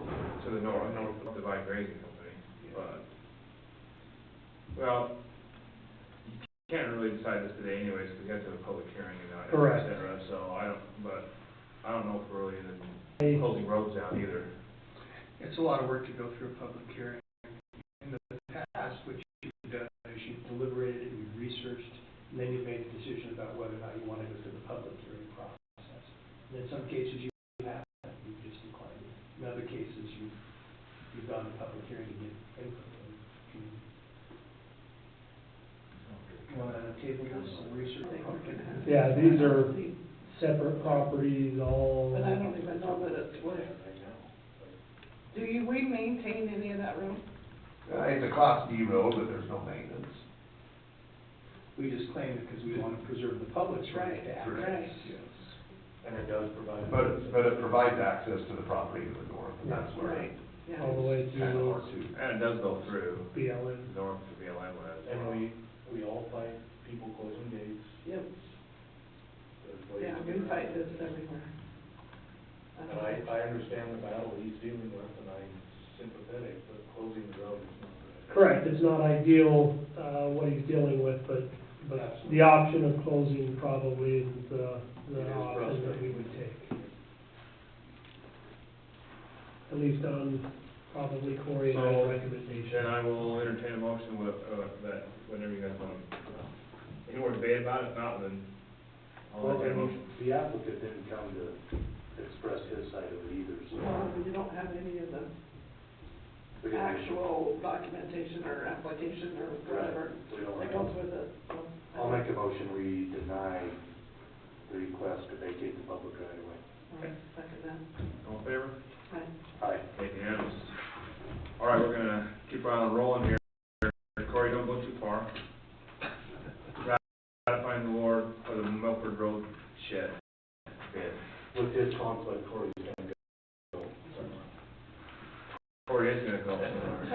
Bye. Thanks. Bye, Corey. Thanks, Corey, see you. Thanks, Kyle. No problem, do you guys want me to stay and hang out for this one, or? Yeah. Sure, might as well. You probably should, You don't wanna miss out. Yeah, Mr. Inspector. I'll show up when the time's needed, okay? Have a good day. Yeah. Daniel, this is yours. It's not mine, but I mean, Whose is it? Brandon. Brandon's? Yeah. Yeah? Where's it at? right there in front of us? Right there in front of us. I just shared the bid tab, that's all. Ginger will help me if Yeah. I fumble along here. So we opened bids to construct the new Milford Road shed. We opened them last Monday. I guess a week ago yesterday, these were the bids that came in. The low bid was Florence General. We awarded to Florence General. We worked through a few issues, but, they were in line, everything was good, so we were excited to get some local businesses to bid on this project. We're moving, they've looked at the site, and we're waiting for one more thing to come in from Florence General, and then we're hoping to get started on the project as soon as possible, first of the week, so. So typically, I mean, I don't know if this is right, but there's usually a contract that they bring to us that we sign, with lining out the, is that it? That's something different. This is, regarding. That's Corey's conflict. Is there a paper that we contracted that we signed that what they're gonna do? Florence General? It would just be the spec sheet that we put out to bid. They've got I a think signed you'd contract. have a little bit more Yeah. official contract, I would think. Right, is that correct, Vaughn? Wouldn't you? Yeah, I don't see anywhere to sign on this. Can we get that? So, maybe approve it subject to a written agreement. Is that something that Kyle can write up? I mean, what's the bid, where's the bid? The bid number or what they're actually doing? Yeah, what's the? Their packet. What's Yeah, the the packet. The packet went out to all these contractors, so they were aware of the work that was responsible for that price, but. And usually they come back with line items, what they're gonna do, and then there's a contract saying this is what we're gonna do it for. Is that somewhere? I have the breakdown of what they are. I'm gonna say no, we probably need to do that, because in the past, we've used engineers that have done that piece for us. Yeah, they've done the bid process. This is different, because like when we do oil bids and things that fail, we do contracts like that, we just go by the bid. Gotcha. But I agree with you, though, I think that where this is a building, Yeah. I think there probably should be a I mean, I contract. think it's With fine, we everything. just have some Contract sort of, agreement. contractual You would like agreement. something that says what they will. What they're gonna It's do. basically what their bond is. Yes, yes, yes. And there's no problem getting. Well, Yeah. Corey could probably, or Kyle. We don't want, Corey can't do it, Mhm. Kyle's gotta do it. Corey has a conflict right here. yeah, Right, right. Myself or Kyle. take Yeah. care of it. And I have the breakout of how they came up with their tabulation numbers. Okay. So it's all there.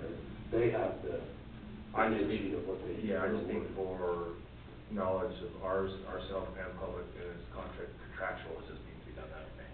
Okay, so like most of the stuff that we've done, it's tied to a timeline, like it needs to be done in a certain amount of time and whatever, So that should be part of it too.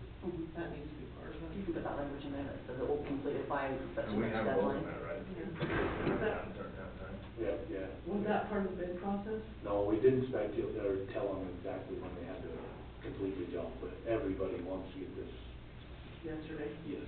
before the snow flies. In both years, because they'll start it, but it probably won't be finished until the next, and so it's just a matter of how much can we get done before Yes. 2024 ends?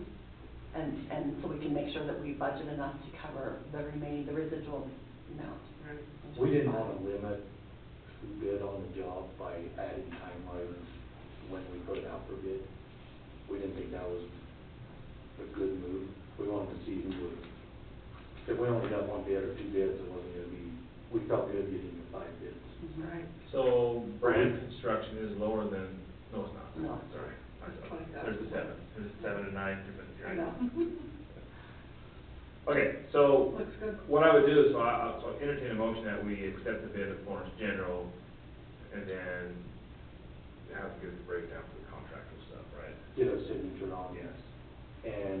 Does that sound good? Some I'd be timelines. happy to put a simple agreement together if they don't have any kind of. Let's do that. Okay, I will send you that tabulation. Perfect, and then we'll draw something up. Okay. Okay, perfect. I'll make the motion that we, ratify the signing on the contract for the Milford Road shelter. Perfect, okay? I'll second that. All in favor? Right. Aye. Make it unanimous. do we need to say this now? Tell me to, Yeah, I can explain that in a nutshell. Corey's declared a conflict of interest. He's obviously our county road supervisor. He does have outside employment where he does some work for this particular contractor. And so he's disclosing a conflict of interest. He's agreeing that during the course of this project, he will not do any work for that particular contractor. His duties will be limited just to his job as a road supervisor for Beaver County. And we felt that, this is important enough, we should put it in writing, and Corey's agreed to it. okay?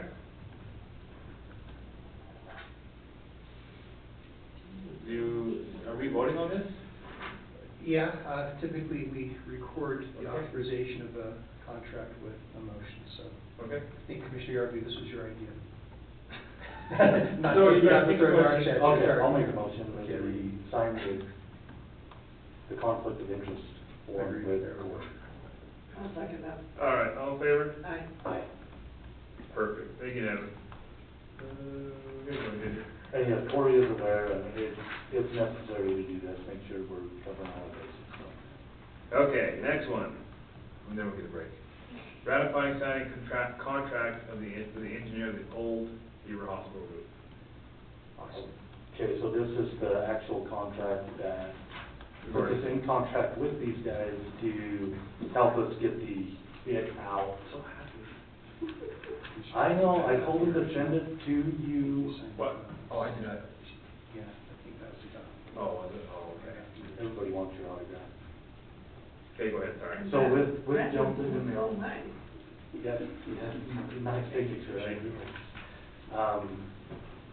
This will help this job go out to bid, so we can get their response. These guys do have a deadline of December 15th. They're hoping it's way before that, but they did want to put that in there. They will write the bid sheet, the spec sheet, everything to get it out to bid, so everything will be taken care of for us, and then when the bids come in for the actual work, they'll come to us. I did request that the signature goes to you. I don't write my name on anything, but they wouldn't send it, and they were after me to sign it. And I like to push buttons, as you can see, I did not sign that, I pushed the button. Look like your name. Yeah. So hopefully you will ratify the signature. At least you can. We already discussed this. At least you can read this one. Okay, fine. I'll make the motion that we ratify the signature on the contract. Thank you, Commissioner Pearson, I'll second. All in favor? Aye. Okay, unanimous. And then really quick, Jen, Rural County grant? Yes, sir. Mine is just that we have been awarded the rural county grant in the form of $200,000. Annually, you know that we have to get our board's consent on what we want to spend that $200,000 on. This year, we decided that housing, since housing is such a priority for us, as we develop some of our projects, that it needed to be the top priority. So we have allocated $100,000 to housing, and then we've allocated the remaining $100,000 in sections to each of the cities as they have grants that they are working on. Let me pull that up really quickly, the detail on that. You can see here, second $100,000, we want to allocate $25,000 to Beaver City for grant matching purposes, $25,000 to Milford City for grant matching opportunities, Minersville Town, $10,000 as they're working through their general plan and zone updating, and then the final $40,000 of the second $100,000 will be allocated for tools, programs, resources, and training and retention initiatives, recruitment efforts, and partnerships and marketing for recruitment of new businesses into Beaver County. Now remind me, is there a match on our end on this? No, this is just straight $200,000 given to Beaver County to fall under use of 4 very distinct pillars for economic development only. Okay. Every county gets it. Most rural counties get it. You have to apply for it. We do have to apply for it, and we have to have our board meetings. Our economic development board meeting monthly suffices for that purpose. So, sorry, sorry to interrupt you, on the $100,000 for the housing, what is that goal there? Yeah, thank you for asking. We are hoping to pair that $100,000 with the Utah Homes Investment Program. What that is that's the governor's initiative to build X number of houses in rural Utah and Utah generally, over the next couple of years. We finally got some of the details from the Housing Commission that says, you know, kind of the process that you have to follow. Basically, you have to have a developer who comes in and partners with the city or the county at large if they're building in county at large, but we're pushing to cities right now. They have to partner with the city, so you have to do a couple meeting cycles to meet that criteria, and then you can push money forward to them, and the state will also push forward money to them to lower the cost for those individual doors. Gotcha. Okay. Should be money well spent, much needed. Yes. That's information only? I do need a signature on the contract to go ahead and get the funding from Do you have them. that contract signature? If you guys decide to approve it, I will put your electronic signature on it Okay. and get it over.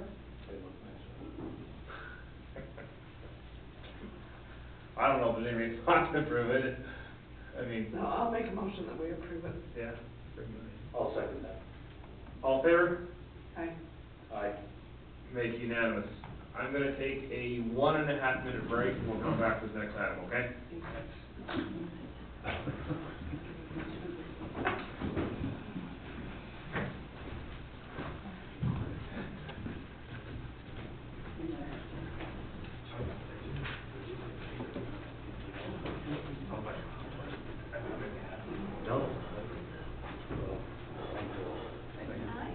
Do you have any of your hard copies that you wanted to disseminate out now? That you said you were lovingly bringing for us today? What a rodeo today has been. I must be grateful it's not my regular job. Perfect. Yeah, they actually were asking if I could get them a hard copy, and I was like, well, you're in luck too, because I'm bringing them. Thank you, sir.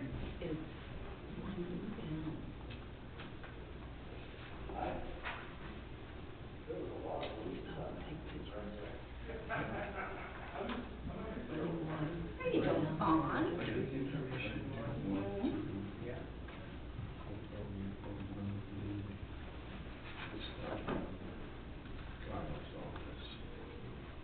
I know you printed them out, but I told you hard copy that Jason wrote as well. Oh, I forgot. I knew you did, yeah, I still gave you one regardless. Perfect.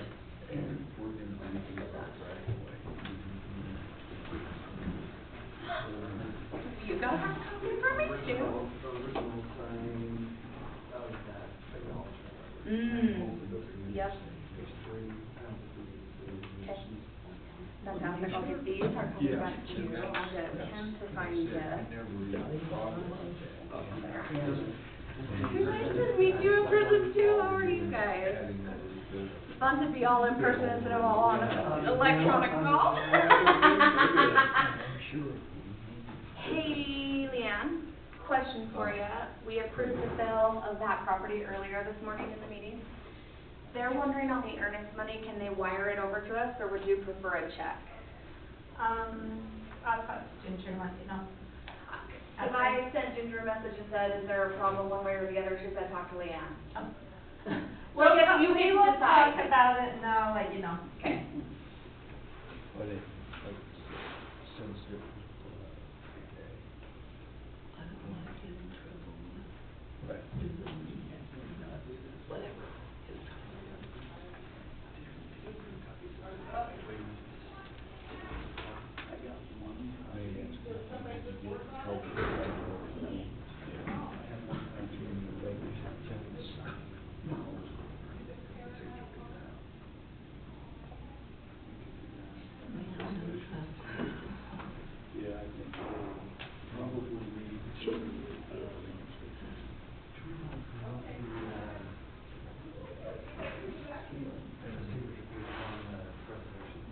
Do you want me to?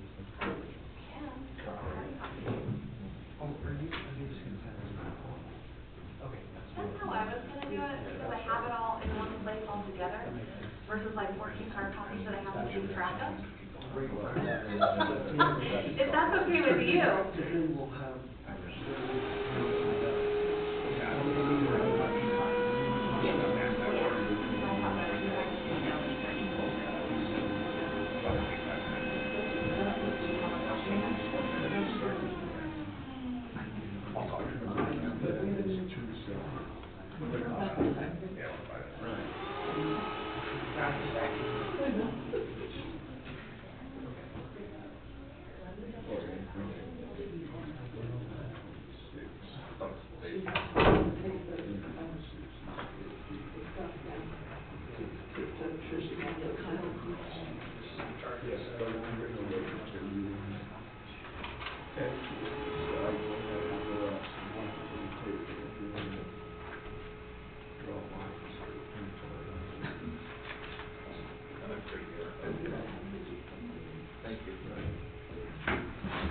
All right, you ready? All right, we're back to commission meeting.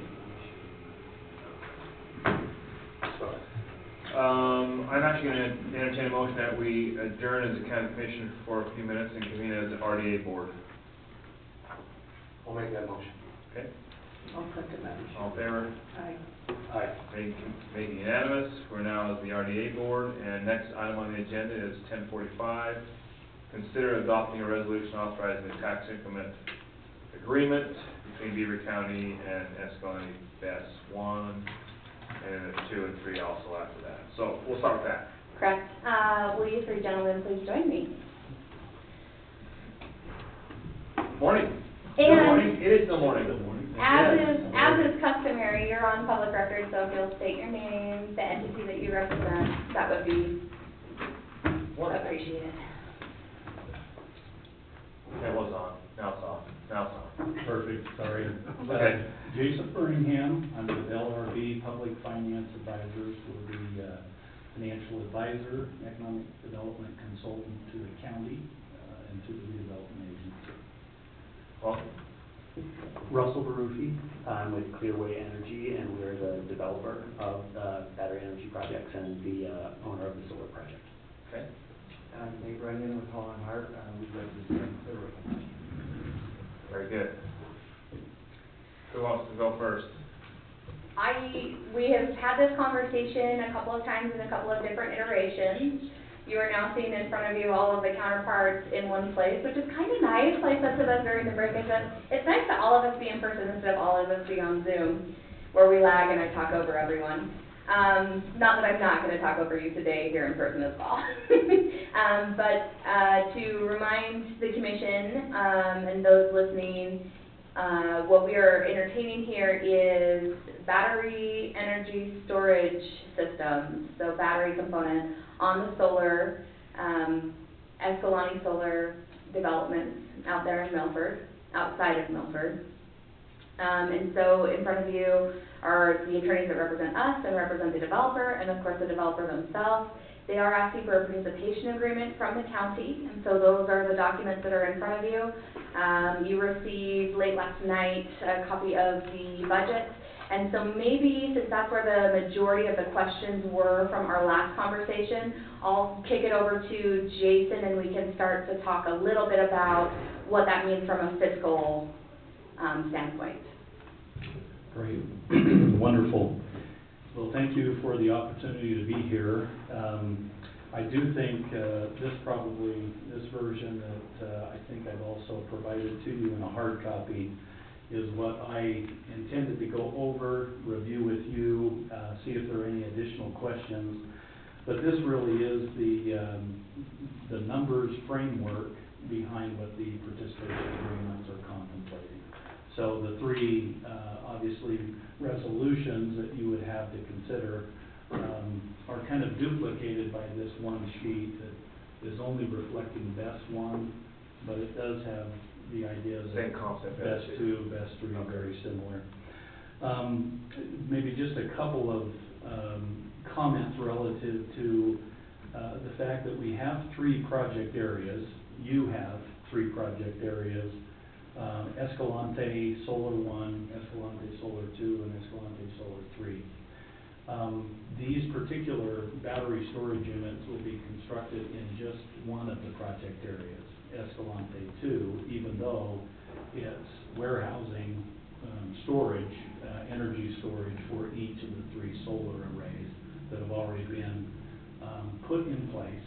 And so this, as you look at the participation agreement, you'll note that BESS 1 has its own, BESS 2, BESS 3, but all of them reference Escalante solar to CDA, because that's where it's gonna be located. Another note is the redevelopment agency of Beaver County has previously entered into participation agreements with Clearway Energy relative to the solar array. So you already have participation agreements in place that essentially were 98% of the 70%. That's an important distinction. It's not 100%. Hopefully that didn't, I know Ginger was concerned and others were, and the way Well, it's it's not written. confusing at all. Yeah, well, the way it's written, we inherited how it was written originally, but it is clear, and we want it to be clear that the tax increment portion that the agency is entitled to receive is only 70% of the incremental taxes. The other 30% just flows through to the other taxing entities' participation proportionally. And then of that, there's 2% that's retained of that 70% for administrative costs of the redevelopment agency, and 98% then is available to meet the requirements under the plan, which includes incentivizing, you know, the development of the solar and also the battery, I call them backup systems, but the battery energy system, BESS. That's where the BESS comes from, if you wondered. So the sheet that I've got is a depiction, best guess in terms of what we think the value proposition is for the county and the other taxing entities. As you know, because there's already an agreement in place on the solar, the last item that's on your agenda is this consideration of authorizing the RDA, probably the chairman of the RDA, to sign an acknowledgement letter. We felt it important because the previous participation agreement just says any of the tax increment generated within Escalante 2 is available to be paid to Clearway. Well, really it should be only on the solar array part, because this is a separate agreement, even though Clearway is a member of the LLC that we're entering into it with. They're not the sole owner. So we wanted the ambiguity to be cleared up so that it wasn't somehow Clearway, different people and so forth that determine, well, wait a second, we're supposed to get tax increment from the battery as well as the solar. And so that's the reason for the acknowledgement letter, which is in your packet. So with that, I will quickly go through this. Hopefully it's self-explanatory, but I'll There's a lot of numbers. There is a lot of numbers, so let me start with. This is a better spreadsheet than I've seen before, though. Well, I hope It's definitely better. I hope it helps. I will preface that the last 2 pages, there's 2 pages behind it, which is a much more detailed. Very busy. It's the one that we looked at it already, actually I'm like, what's that? submit, it's what we submit typically to the Governor's Office of Economic Opportunity. It's part of our reporting requirement. So you have all the guts and the details in there relative to best 1, 2, and 3. What I've tried to do is just summarize best 1 on this first page. Okay. So I'll start with the capital investment. So what this Escalante Best 1, 2, and 3 are proposing is to design, construct, and implement or put in place these battery storage systems. Estimated capital investment of each of them is approximately $145 million. So there'd be an additional $145 million for each phase, Best 1, 2, and 3 put in place. You'll notice it's the third column over. It talks about construction value or value less what is called or referred to as a infrastructure tax credit. So it's a federal tax credit, 30%, that would be recognized in the state in terms of reducing the overall construction value, or what I would consider the market value, down to what is actually on the tax rolls. So that $100 million is kind of our starting point. That's what each of these battery systems would be. So is that a federal or a state incentive? It's a federal. Okay, that's what I thought, I just wanted to make sure. Okay. Federal and then recognized by the state State, relative to, property tax implementation. Under the Utah code, these credits are considered an intangible, and the code says that that's not taxable. So that's where that comes in, as Jason mentioned. So that's backed out, because essentially, the project is gonna pay $145, but they wouldn't do it but for the investment tax credit. So it nets it out, so that's the value of the project when you subtract the tax credit. And our county treasurer's here, and she's nodding her head. I'm just listening. Yeah. I'm the one that has to figure it out. Has to work with it. The next column over is representation that it is personal property. It's not treated as real property, centrally assessed. It is a personal property element. So because of that, the state tax commission provides a schedule. It's called Schedule 16 that we apply to that. And that's where you see the declining percentage, so that we have a very definitive, once you get it in place, then it declines down to 98%, 97%, and it will ultimately reach kind of a salvage value. One thing I'd point out in our spreadsheet, we've conservatively looked at this because we're not including any replenishment, any refurbishment, any additional capital investment, which, you know, is probably unlikely. There probably is something to enhance the battery storage to even give it a longer life. That's not reflected in here. This is just assuming it all gets depreciated according to the schedule. And so to that point, if there is replacement, then the old battery is taken out, and we do an addition, so that'll add to the value that's taxable. At that time, yeah. At that time, correct. So the benefit side could arguably be higher. I don't think it would change the incentive, because we're on such a short time frame in terms of how they would receive it. So the batteries will just be the 7 years. Yeah, it would just be over the 7 year.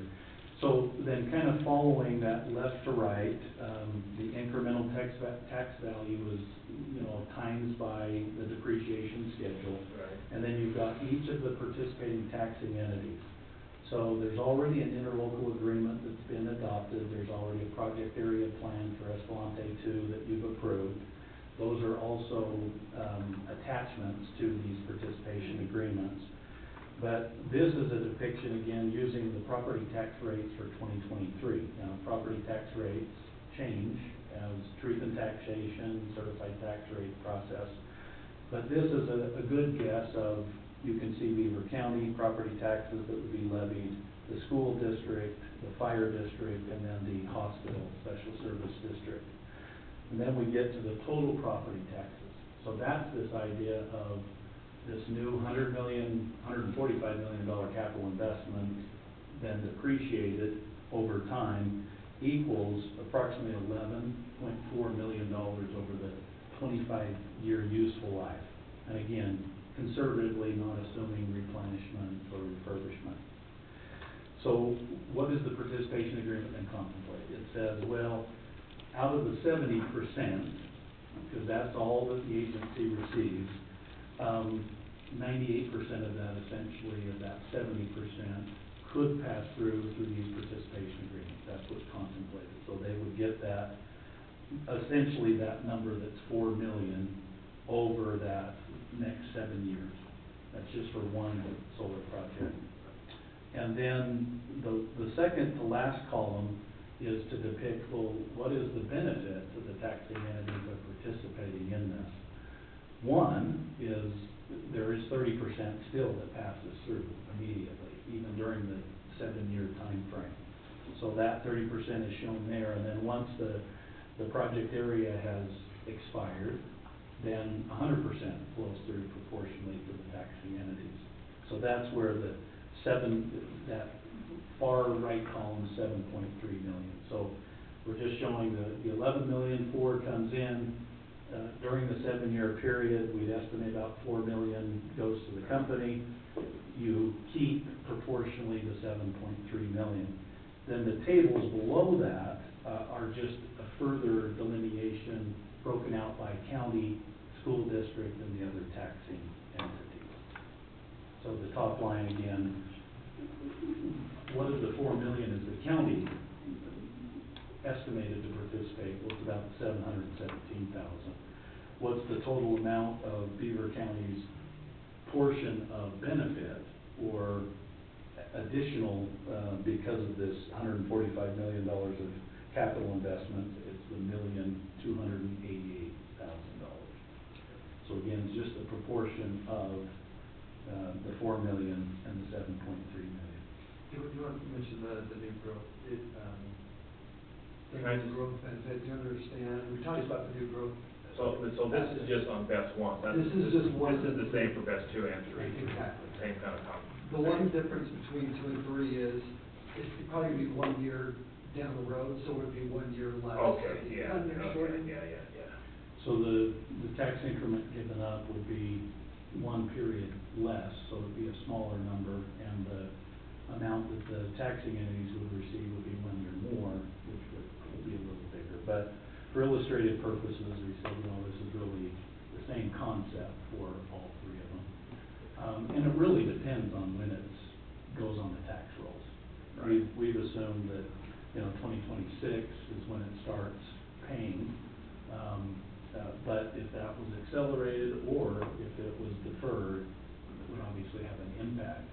The reason we feel really comfortable with the structure, and I think we have to speak to that, is we're not changing any of the terms. All of the terms that you originally negotiated with the taxing entities, the true interlocal agreement, it was going to be a 15-year project once you started collecting tax increment. It remains 15 years, and that's why we only have a 7-year period. So, if they didn't, for some reason, install it within 3 or 4 years, they may only get 3 years of tax increment, and then it would be. I've got a question, Jason. Yeah. So the old agreement, it actually talked about how it would retain the 2016 rate, 2017 rate. So when Leanne's calculating, that rate never changes, and we talked last time about it being the flow of whatever the rates were. Is that the case? Because you keep talking about that there was an existing agreement. Which agreement do we follow? The one that says that the 2016 rate remains, and that's what she's calculating? Or is it the ebb and flow of what should naturally happen, and this one doesn't take that into account?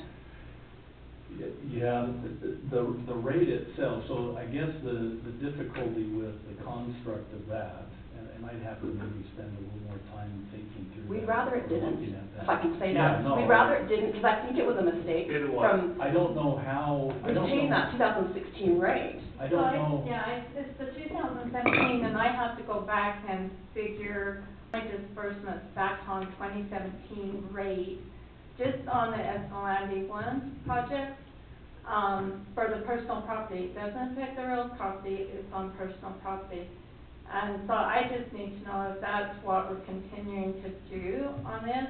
Not in, I mean, I'm doing not it on in these the. participation agreements, so it. That's not our intent. Happy to go back I mean, and it's look at in there, the let's solar. clean it up now if we can do Yeah. it, because it's obviously, it's a pain to do that. It's an administration. Yeah, it is, difficult. because, So let me describe a little bit why it's a difficult thing and why it's actually practically almost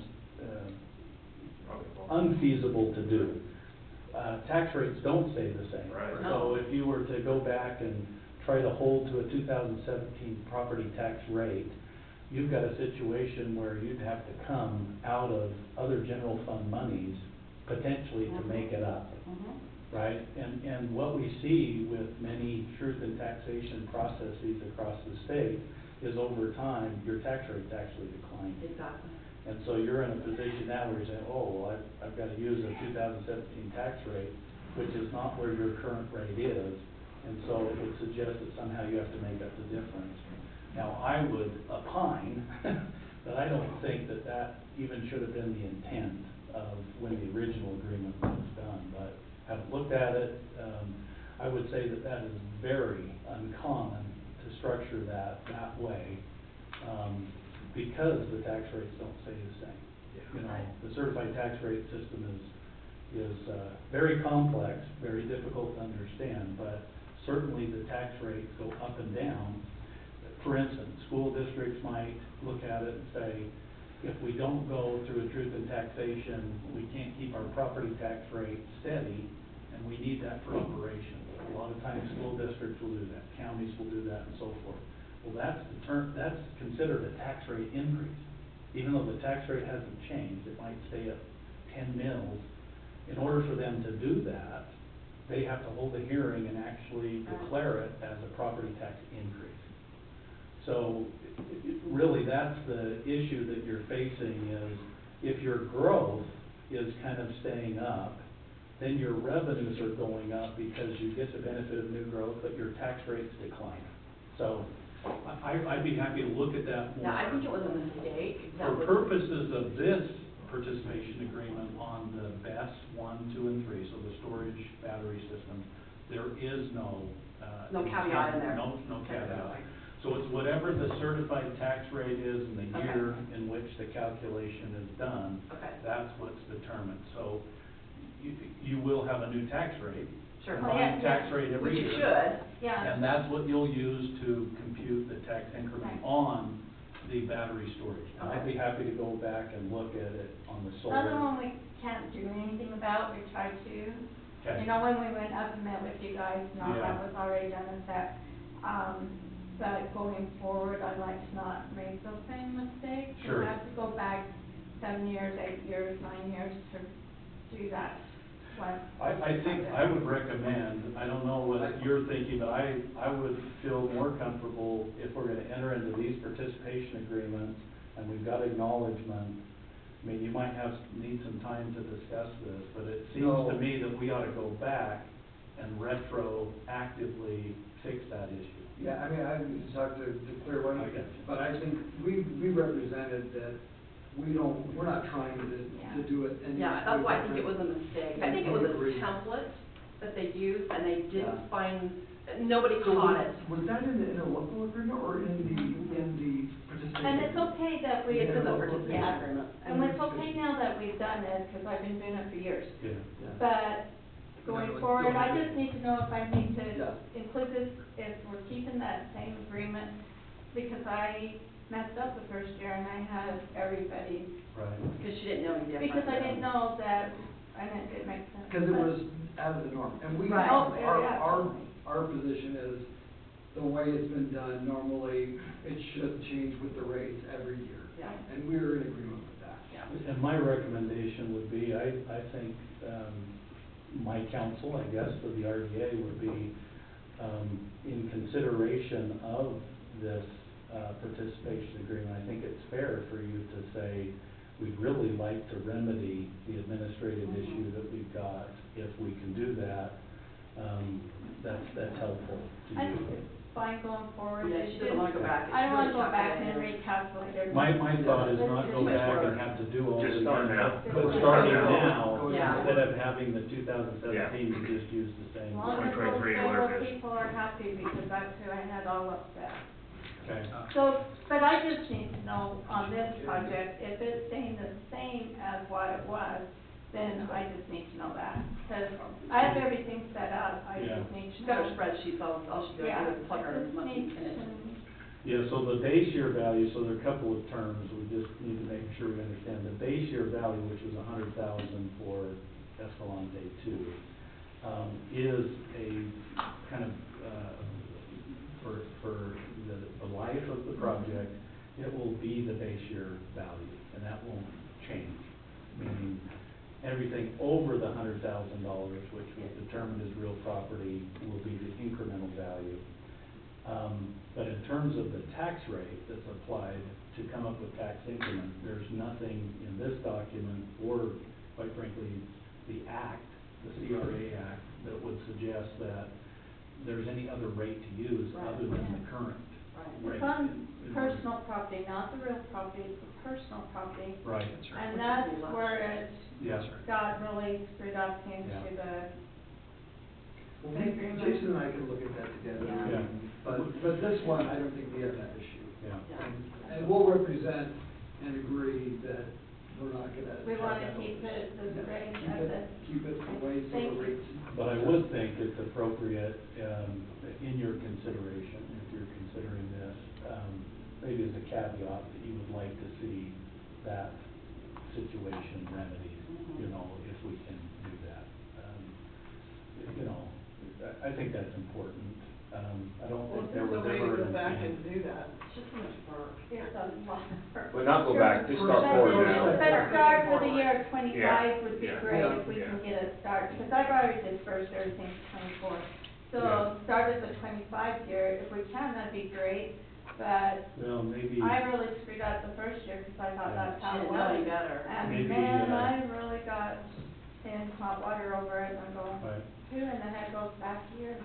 Well, maybe, maybe Vaughn could, help tailor, a motion if you get to that point. I'm just suggesting that, you know, I think it makes sense, it's our opinion that this makes sense for the county to enter into.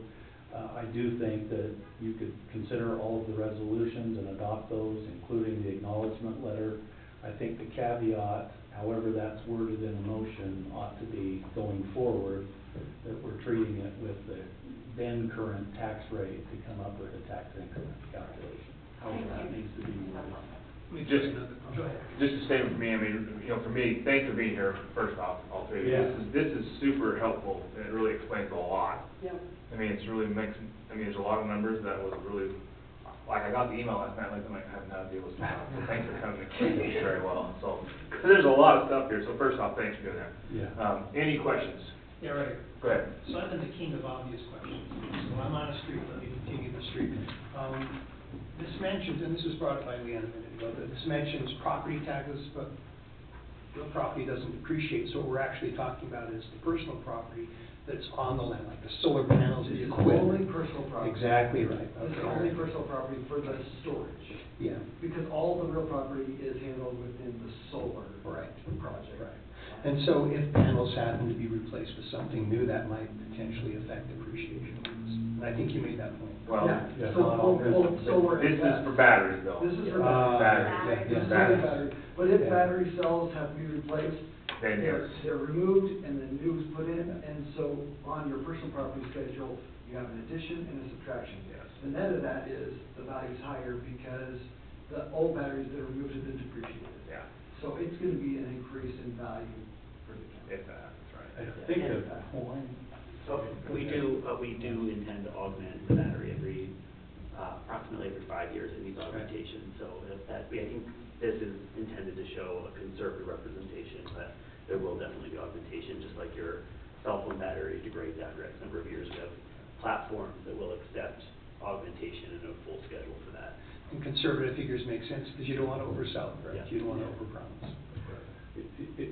And I would reemphasize that I do think because the nature of personal property, it's both on the solar array and the battery system. So the logic probably plays on both. You know, if solar panels are, you know, replaced or whatnot, you might have changes there as well, but that doesn't impact any of this. This is only the battery. The other agreement that's in place, you know, it might show more tax increment if they do that. We've tried to look at it conservatively as though they're not really refurbishing, replenishing, or replacing, which with the $145 million investment probably isn't a really realistic assumption to make, but I think it's the most conservative way to look at it from your perspective. Questions? Yeah, since Vaughn started with the obvious question, I'll move on to the next obvious question. Over the 25-year estimated life of the project, or on at least what you've handed us, you're asking for a third of your tax dollars back. Is that right? No, they want 70% back. No, over 25 years, they want a third total. That's a fair way to look at Yeah, 'cause it's it. 7 years. I think it's, yeah, I mean, don't have to compute it per se, but yes, there's 11.4 million of total taxes generated, and you're right, they're asking for 4 million or 30% of that back. Now, the construct is already in place, so you've already created the plan, you've already created the interlocal agreement, and so the agency's already entitled to receive this 70%. So this is a question of, but for the 70%, which you're gonna receive, If you don't use it to participate in this project, one, it's a but for, and likely, just like the investment tax credit, it wouldn't happen, meaning they wouldn't install the battery systems. So, you know, that's one element of this, but that 70% is already in place, so you're gonna receive it as an agency. This step is really to take it to the next element, which is, okay, in order to induce that 145 million of investment duplicated 3 times, this is the proportional share that you would be getting at. But I think the way you described it is how I would look at it. Yeah, 30% of the benefit here of property taxes is gonna go to incentivize them to construct the battery systems as soon as they can. And the remaining 70% flows back through to the taxing entities. So I asked the question last time that do we have to follow the existing RDA? And I thought it was said no, that we do not have to follow what's in existence right now. Am I wrong? Well, I think the question might be,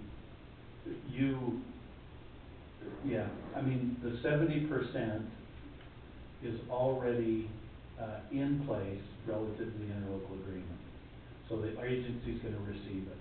Your point, and I think maybe this is a clarification, if you didn't enter into these considerations, this money could come to the agency and you'd use it for other purposes identified under the plan.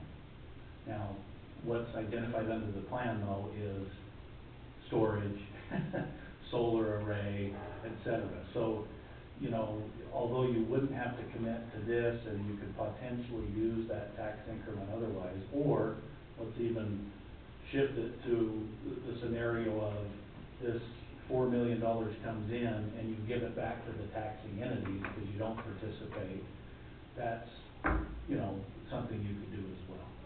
And Commissioner, I think to answer your question, if it were to vary the 70% of the 15 years, if that were to change, then the interlocal agreements would also have to be amended.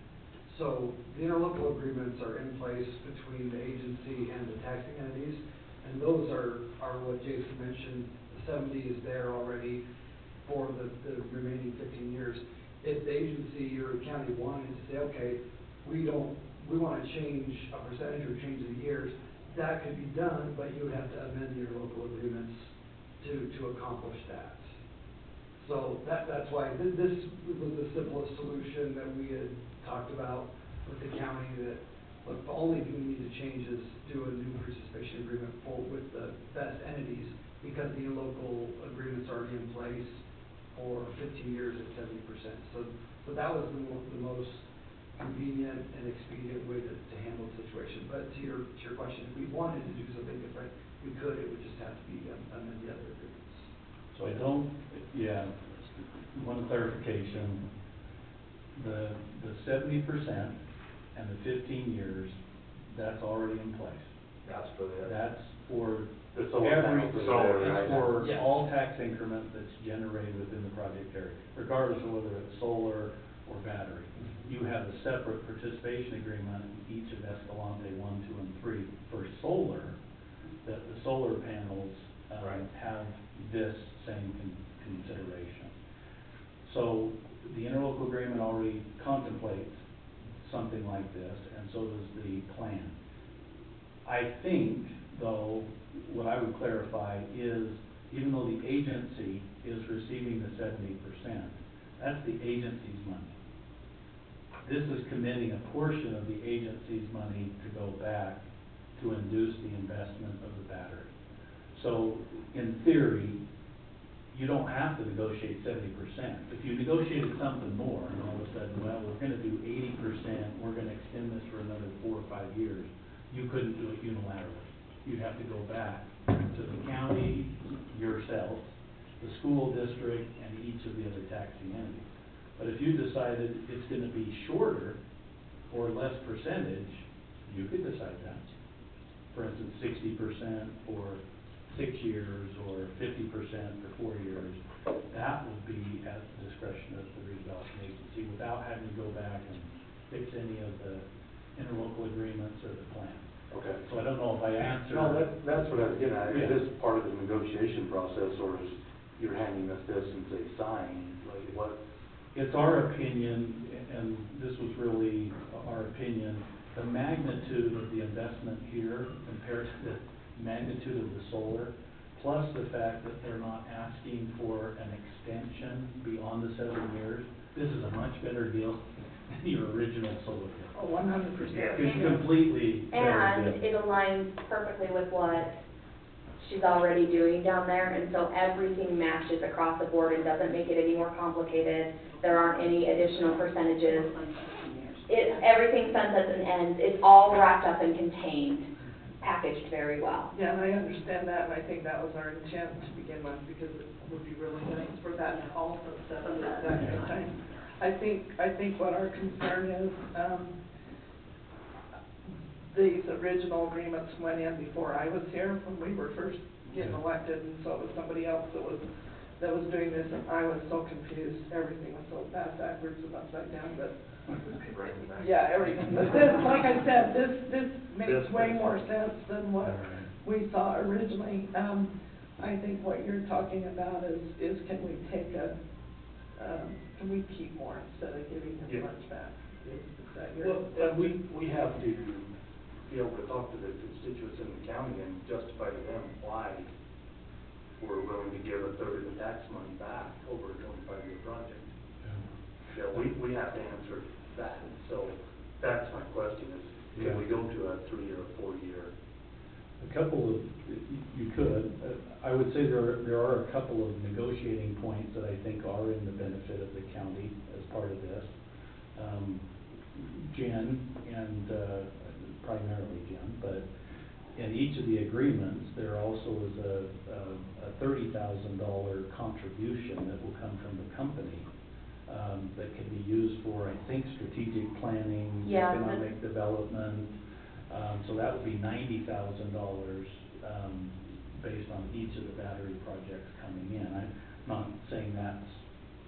It's not a big dip, but, and the other thing is, it's paid upon start of a project. So when each of the phases start is when we receive that $30,000. And the contract and participation agreements do call out very specifically for strategic plan or other development needs necessary. So if it were a situation where Leanne was ready to upgrade a system instead of spreadsheets and have some kind of software, we could use that money for administrative purposes in addition to the 2% that we're getting of the 70% for those kinds of expenditures. Could also be staff for management of these kinds of things if we got to a point where we grew to where we needed more help or we needed to offset something in that direction as well. So keep that in mind. I mean, what I would see is, you do benefit, you're still getting $7 million in taxes, right? Right. For one, that if they don't do it, you don't get that. Correct. At all, so, there's that possibility as well. That's a great perspective. It is a little bit, I call it a but-for test, but for the participation, do you get the $145 million? And it was our assessment that typically with these, because of the infrastructure, or the investment tax credit on the federal side, and the small amount of rebate or remittance of the property tax is really what incentivized the $145 million. So we've looked at it more as it's really zero if you don't participate versus it's $7 million if you participate. Now there could be arguments, right, of, well, if they're going to do it anyway, why give them $7 million, why not give them 3, why not give them 4? And we haven't looked at it that way. We've looked at it more of, one of the ways in which this is being used right now is they've got to go and put their capital stack in place. I'll let Russ, talk about it in more detail. But they've got to go now fund a $145 million project 3 times. And that's going to require equity, it's going to require debt.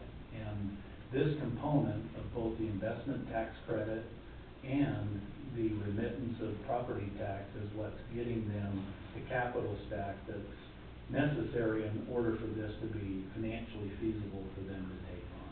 So, Yeah, and there's one other point, and Russ can address that, but one other point that's unique for battery as compared to solar. Under Utah law, solar has a sales tax exemption. So all the solar equipment was not subject to sales tax. Standalone battery, these new battery projects don't have that same exemption. So sales tax will be paid on that $145 million, and the county will get its sales tax portion of that spend on sales tax. So you'll get your 0.25% sales tax on $145 million, which is a real dollar number up front, whereas with solar, that wasn't available. So the project has to spend, I don't know what the county rate is, 6 to 7%. They have to spend that number, which is a lot more than the solar project. So they have to incur a $10 million sales tax number, and that's just the cost of the project, whereas the BES has to pay that. And so an incentive that we're talking about here is even more vital for battery because we don't have the sales tax exemption where they had that sales tax exemption in the solar project. Okay, that makes sense. and another clarification though, the sales tax benefit, because this is an unincorporated county, you actually get the 1%. You get 1%, of okay. local plus the 1/4%. So 1.5%, 1.25%. 1.25% would be the sales tax that would be generated here. Okay. Just as a developer, I just want to add a little bit of context as well here. So Clearway is the 5th largest owner of renewable energy assets in the country. We have a lot of generating assets in Utah, particularly solar and wind, because the resource is so good here and because this is a good place to do business. These projects compete on cost. They're fundamentally just commodities. There's not a differentiator necessarily for a battery or a solar farm when it's on the grid. It just competes on cost, and the utilities runs RFPs and chooses projects based on the price that we can offer. So we're going this fall to Pacificor to pitch various projects, and the price that we're able to offer Pacificor is directly related to what kind of cost structure we have, and that cost structure is the cost of interconnection, how much transmission facilities we need to build in order to connect, the cost of the batteries that we can negotiate, and then the operational costs are a huge chunk because the CapEx, of course, is upfront. Operational costs as we operate the project over the course of 20 or 25 years, that adds up every year. And so this property tax abatement, when we are able to sort of roll in the savings that come from a property tax abatement, particularly in the first couple of years, into our price when we pitch to the utilities, it's particularly impactful. So we will pitch all these projects to the utilities probably in about 1 or 2 months. We're in conversation right now with Pacificor. We're also in conversation with commercial and industrial customers who buy their power through Pacificor, but we have a potential pass-through agreement with potential commercial and industrial customers. But cost for those power buyers is paramount, and so we are always fighting for price, and of course our investors need to make their rate of return, but we're competing with projects all around the state, all throughout Pacificor's territory on price. And so while the resource all across Utah is outstanding for solar and for batteries that would supplement or balance that solar power, we do need to think about our cost structure, and there is a significant, I think, but-for argument that this county's willingness to offer to extend the participation agreement from the solar farms, which was a significant incentive for developing as much solar as we did here 8 years ago. The county's willingness helps differentiate it in terms of costs from other counties.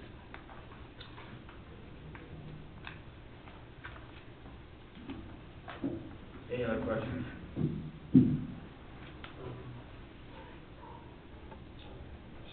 I mean, I feel like, just a statement, there's been good partnership already. I think that's been done well, and, I think there's taxes and benefit from it, and so just staying in line with what's already happening out there as well. Right? It's already kind of staying the same project, so I don't know. Sounds good idea to me. Commissioners? Well, I have to declare my conflict, so I won't be voting, but thanks for the presentation. Okay, Commissioner Arnold, any conflict you want to declare too? I have no conflict on this one, so the paper does help, that does help a whole bunch, and there's up a lot of the questions. I think the thing that we have to take into consideration is, you are receiving the 30% incentive from the federal tax credit. We want you here, Beaver County wants you here, but at what cost to the county? I would like to say, we want you to pay your fair share of taxes, whatever that is determined as. And once we reach an agreement, then I think that's what we can do. But just because those RDAs in the past, they had reason behind them, and I'm not gonna argue what those guys did in the past. They brought some business in and brought the panels in. Were they right all the way? I don't know. It seems like when you look at it in the perspective of a third of the taxes are returned back to you on a $145 million project, my opinion is you're coming anyway. I think you need the power in California on the night, nighttime power. The power's you're already told what you can charge for power. This takes a little bit of profit away from whoever's building the project, but in my opinion, you're coming anyway. And if we can talk a little bit, maybe 3 or 4 years, I'm willing to talk about that, because I know there's a significant cost to build these batteries, but to give a third of the tax money back, I think that's just a little bit too much for me. So let me speak to that for a second. In the solar projects, it was the 70% over 15 years. Yes. So it was a full 15 years. And so this is less than half that. Yes. And so when we were working with Jen and coming to the commission and discussing, okay, what are we willing to do? Let's model this. Clearway internally modeled, okay, there was discussions on, okay, should we change the percentage? Should we change the timing? And the suggestion to us, to Clearway, was let's keep it the same. We'll do a higher percentage, shorter years. And then Clearway had to run those numbers internally to make sure that the return penciled out for the reasons that Russ just mentioned. And we were comfortable with that. Said, look, we understand. We'll take a shorter period. I represent clients in other counties all across the state. The percentages are a little bit lower, but they're longer. So it's common, and Jason can speak to this as well, it's common to have a 50% increment for 15 or 20 years. And so we feel that the percentage is high, but it's not as aggressive as other projects because it's so much shorter. And the new growth benefit is immense to the county because but for the CRA, this $110 million won't be added into your new growth calculation. Your budgets will not be able to be increased based on this new value. So that's another reason that it's really advantageous for the taxing entities to have these projects, because you get all that new growth and it helps the budgeting for the counties and the taxing entities. So I mean we did have some of this back and forth discussion and landed on this approach. Happy to discuss that was discussion that we've had for over a year or so. It's been since the spring that we first started having the conversations, and that all of those directives were given from staff recommendations, just saying that the 15 years at the 70%, the existing deal was way too high, was way too much, was way too long. And so we thought, how can we make this easiest? How can we bring it in line so we're not adding additional stress on staff as it is, plus knowing that the agreements already exist and not having to go back to square one, redrafting all the agreements with all of the taxing entities to bring it into alignment there. And so that was after Kyle, myself, Leanne, Ginger, Trent, we've all kind of looked at it and said, well, what can we really do here? And then we've had a couple of internal discussions where we have said what would be amenable, and we compared this to the percentages on the other existing inland port project area, for instance, to see if it was in line with what we had adopted for that project area plan, knowing that there are other project area plans that currently remit participation agreements at much higher and much longer duration. I think there's also, just to add to the conversation, these projects are incredibly capital intensive relative to the real estate footprint. So if you're going to be approving a subdivision of many acres that's going to increase the tax contribution, there's a lot of services that go into supporting those, into supporting the subdivision, schools, and other services. These projects are pretty self-sufficient. From the course of 3 to 4 acres, we can invest $150 million, and we don't put a burden on the local school system or other real systems. We really just need to operate an energy project and spit those electrons into the transmission grid. And so I think from a investment perspective, from your perspective, for an investment, this is just a tremendous amount of money, and we can put these batteries almost anywhere on the transmission system, wherever we can find capacity. Yes, I think we're very interested in investing here in Beaver County. There are also though dozens of projects all over the state that we're looking at right now, and that we are pitching to PacifiCorp and other potential customers, but also many other renewable energy developers are also pitching. So we're competing. We've just got a lot of competition out there for where we would like to build them everywhere. The utility's only gonna ask for so many, and they're only gonna ask for so many next year and then the year after. Not all of these are gonna get built. So on the sales tax of the battery, what would that cost? Can someone roughly do that number for me? Yeah, I just did. So on 145 million, the county's 6.35% rate, it would be 9.2 million, and the county share of that would be 1.8 million. And that would be, an upfront, before COD, or they're making that spend, so that would be $1.8 million coming to the county. Is there any way, because I know you said when you get those kind of money from the state, there's no way to separate that out or break it down to where there's no breakdown? Yeah, I mean, it's paid to the tax commission. Right. Right, but then that money Comes back. It comes Right. back to the county. Okay.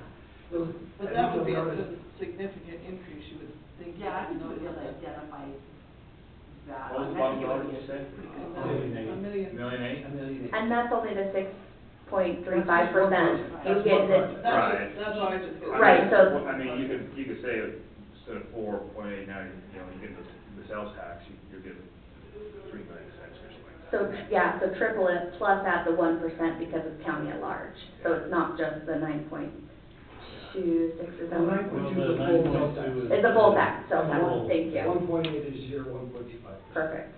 Now, the 1.8, just to clarify again, the 1.8 would be the total point of sales tax that would go. That goes to the tax commission. You're gonna receive, basically half of that will come back to you, the 900,000. And then based on your population proportion compared to the rest of the state, there will be some additional money. So I don't know if it would be exactly 1.8 million, but it would be, my guess is 1.5, $1.6 million that you would see directly to your general fund. And that would be duplicated each of the battery systems. Correct. And then, you haven't asked about this necessarily, but it's also worth noting, we will have 70 or so construction workers in the area for 8 months for each project. We've got an 8-month construction cycle, about 70 workers to build the thing in the long term, sort of we have 5 operators for the project.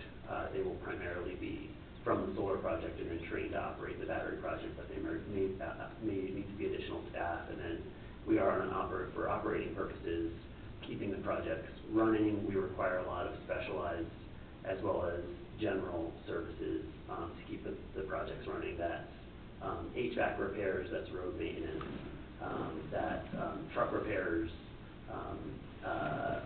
trips to the local hardware store, and other things, and oftentimes staying at hotels around town when we need to import, for example, battery service technicians for, specialty O&M reasons. These construction projects have been very good for local businesses. Yeah, they typically are from an economic impact perspective.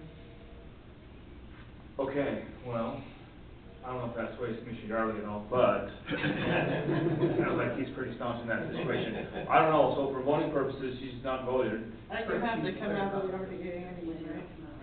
Which we will do. Is there any questions why we're in the RDA board at this point, I guess? I think it's been very well explained, so thank you. Much appreciated. It's very much more understandable for me anyways, so thank you.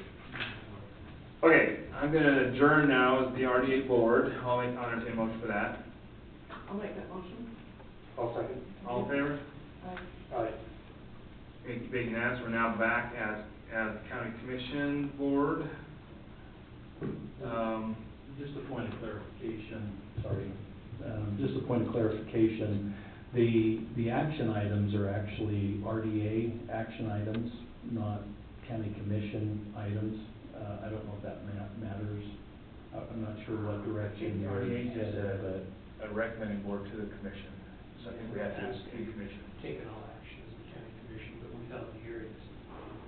Yeah. Yeah, I mean, the agreement, the resolution is by the agency, it's Right. not by the county.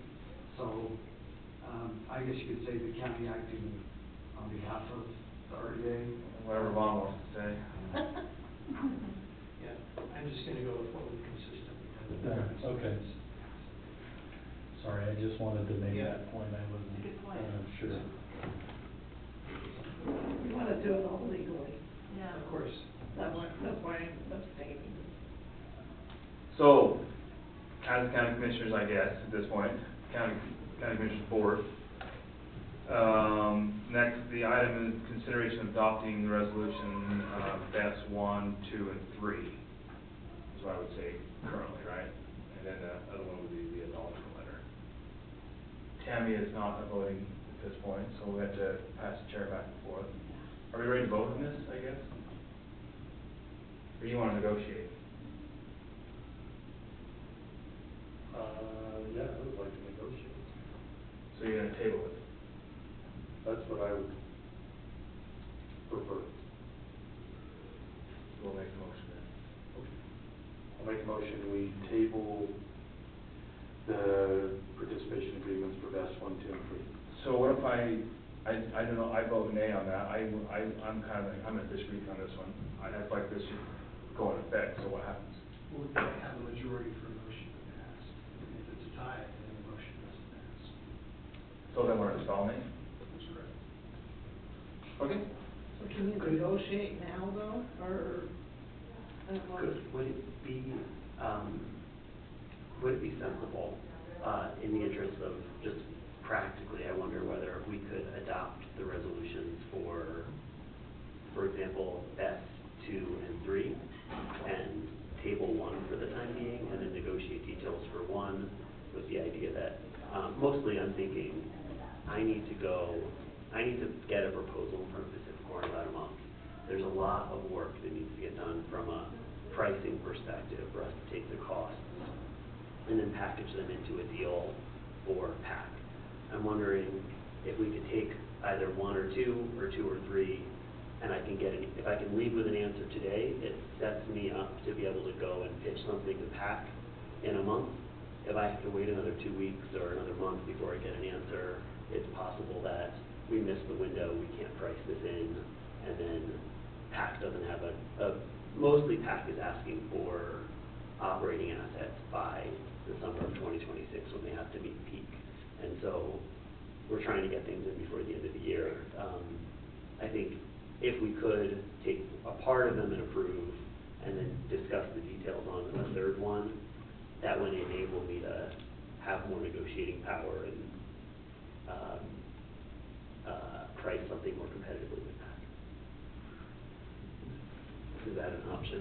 Well, the only thing I'd say there is that all 1, 2, and 3 are all subject to the same concept, meaning it's 98% of the 70% is what is available under the participation agreement. So I don't know how you enter into a best 2 and a best 3 without best 1. You know, it seems to me that, you know, I'm just wondering, is there a little bit of wiggle room if we were to say, you know, it's basically 30%. Is there a way to get that down to 25%?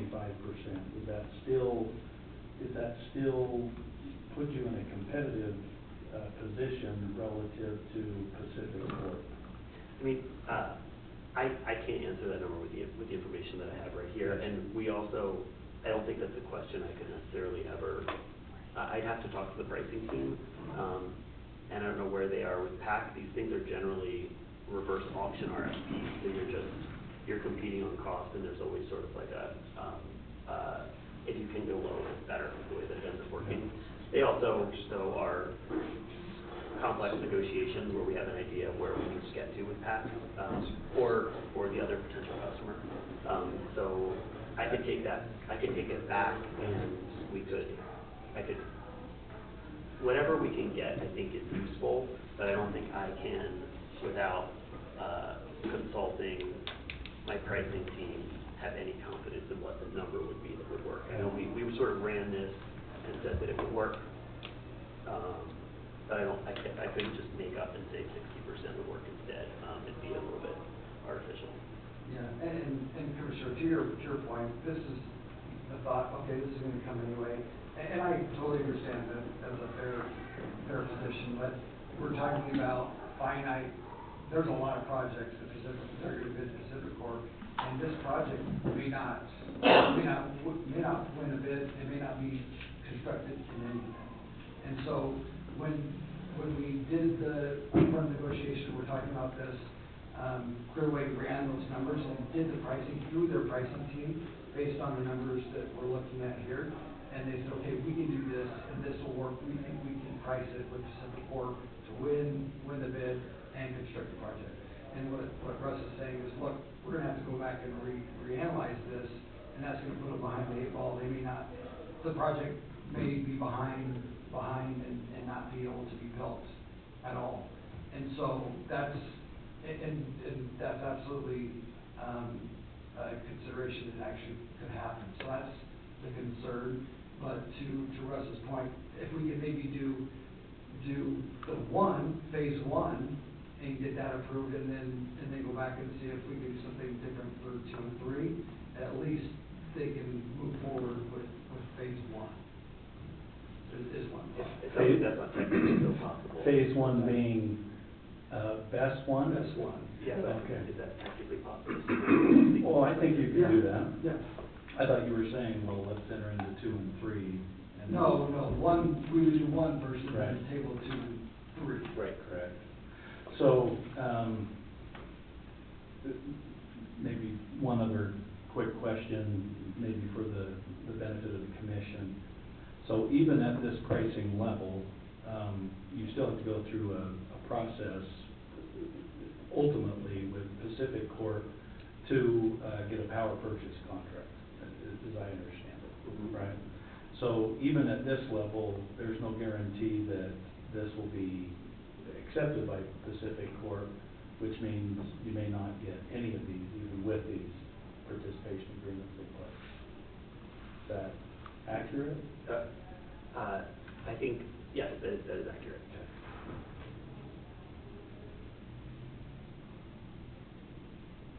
So even if we agree to this today, it's not guaranteed.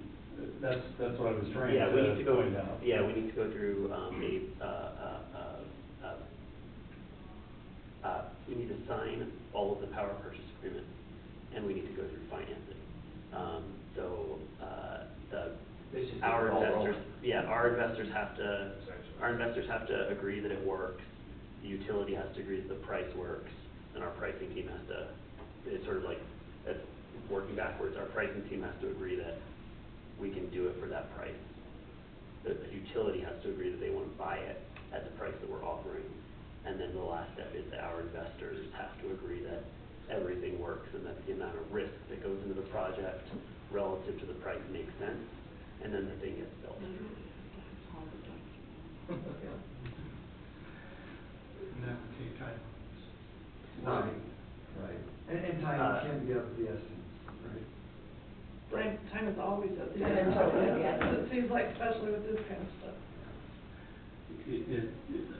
Based on our experience with these projects, we've done many of them, cost is a major factor, and it's helped by virtue of the investment tax credit, and then it's further helped typically by a local property tax incentive and abatement like this.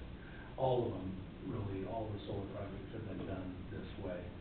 The one issue that I felt that was good faith and negotiated well, and it was predated me, but I thought, oh man, I've really dug in, and because typically we would be having someone come to us with a 70%, 15-year or 20-year participation.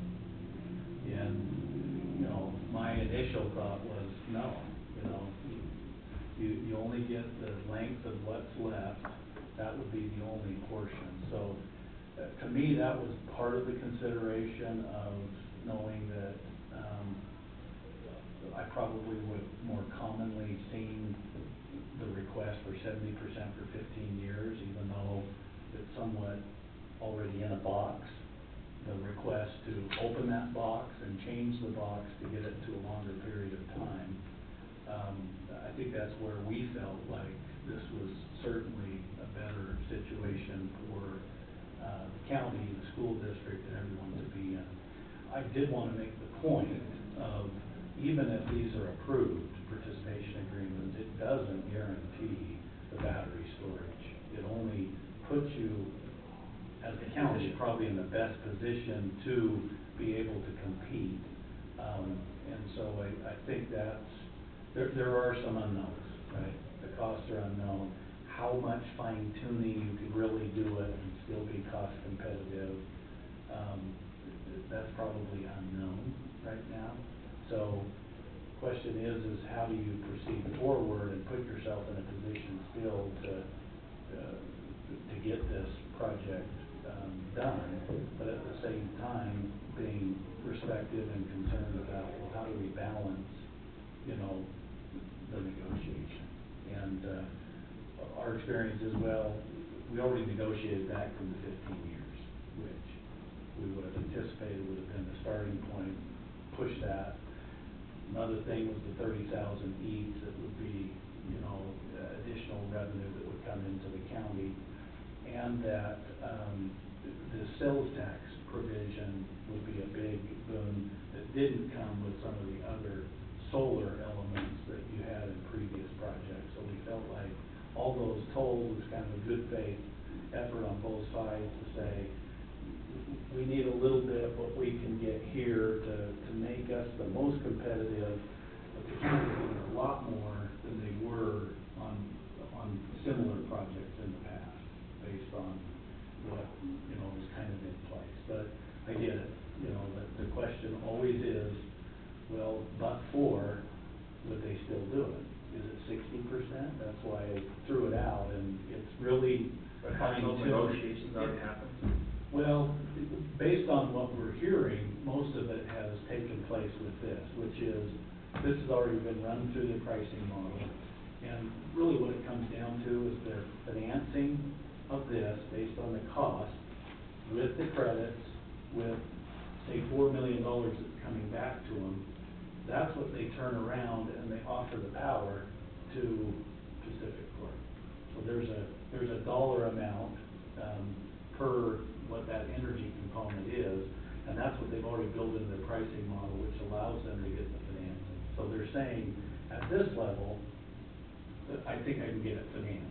Now, whether or not there's a more competitive that Pacific Corp has to go after, I don't know, but I can at least get this financed. At a lower level, they have to go back, run the model, see if that's the case. And so, to me, that's really the question today is, do we want to allow for more time to negotiate anything? If so, that might put us behind the 8 ball of getting something to Pacific Corp. And it wouldn't necessarily get us any more assurance that the project's gonna be done. I also heard it mentioned, thank you for that, I think that's the best point I appreciate that, but I also heard it mentioned that the investment tax, the ITC, is sort of like part of the money that we're getting back. The issue with the ITC is just that everyone else all across the country is getting the ITC, so anyone that we're competing against that's producing carbon-free electricity gets the ITC. And so if PacifiCorp is looking to balance solar load in Utah, or any commercial industrial buyer is looking to buy something that looks like best energy, we're competing with all of those folks who already have the ITC benefits layered in. So the incremental difference is that that pulls our investment to be more likely to be local, is whatever local incentive can sort of like make the projects that are in Beaver County specifically more cost competitive relative to Iron or any of the other nearby counties where we have solar and BESS assets. And one point on the ITC is that if it's in an investment, an energy community area, so like, for example, in Miller County where IPP is taking coal out of service, the IRS gives an extra 10%. So it's not a 30% credit, it's a 40% credit if the project's done in the IPP area. So this project's disadvantaged compared to projects that would be in your IPP. And that's just on that point of the investment tax credit. It really is a differentiator if you're in, and that's legislation of the past few years, or federal legislation on that credit. So it does kind of put them at a disadvantage to go, working against other projects that are in Miller County, for example. The other fact I'd speak to commissioners is, and this was brought up, I think, was the economic impact or fiscal benefit of, say, a solar project versus maybe some other similar capital investment that might take lots more acres, but also requires much more in terms of public safety services, public work services, et cetera. This is one of those where the cost benefit is so significantly on the benefit side because there's very minimal cost. Now, yes, you're impacted by construction, both positively, and there are some negatives during the time of construction. But once you're in operation, you're not creating a lot of new households, so there's not children necessarily that have to be educated by the school district. You're not creating huge amounts of employment, good and bad, right? It's not a huge employment base. That also means that those households aren't requiring public safety, public works, roads, all those things. So it's a minimal negative cost or impact versus the amount of incremental tax revenue that's generated. We also look at it that way, why we kind of felt comfortable with the idea of, yeah, this is a good project for county RDAs to pursue if it's negotiated the right way, And again, because of the shortness of the term, not changing the 70% up or giving more time, that was the primary reason we felt that this is really a good win, especially if it puts you in a competitive position with Pacific Corp. If you could get these 3 units, I mean, I don't know what your total tax base is in Beaver County, but my guess is this is probably, on par with maybe 30% of your total tax base. Do you recall what your current tax base is? Is it a couple of $1 billion? A couple billion. No, not even.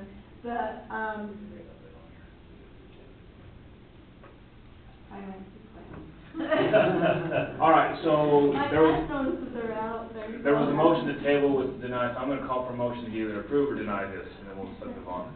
So, I'm gonna call for that. It's on you.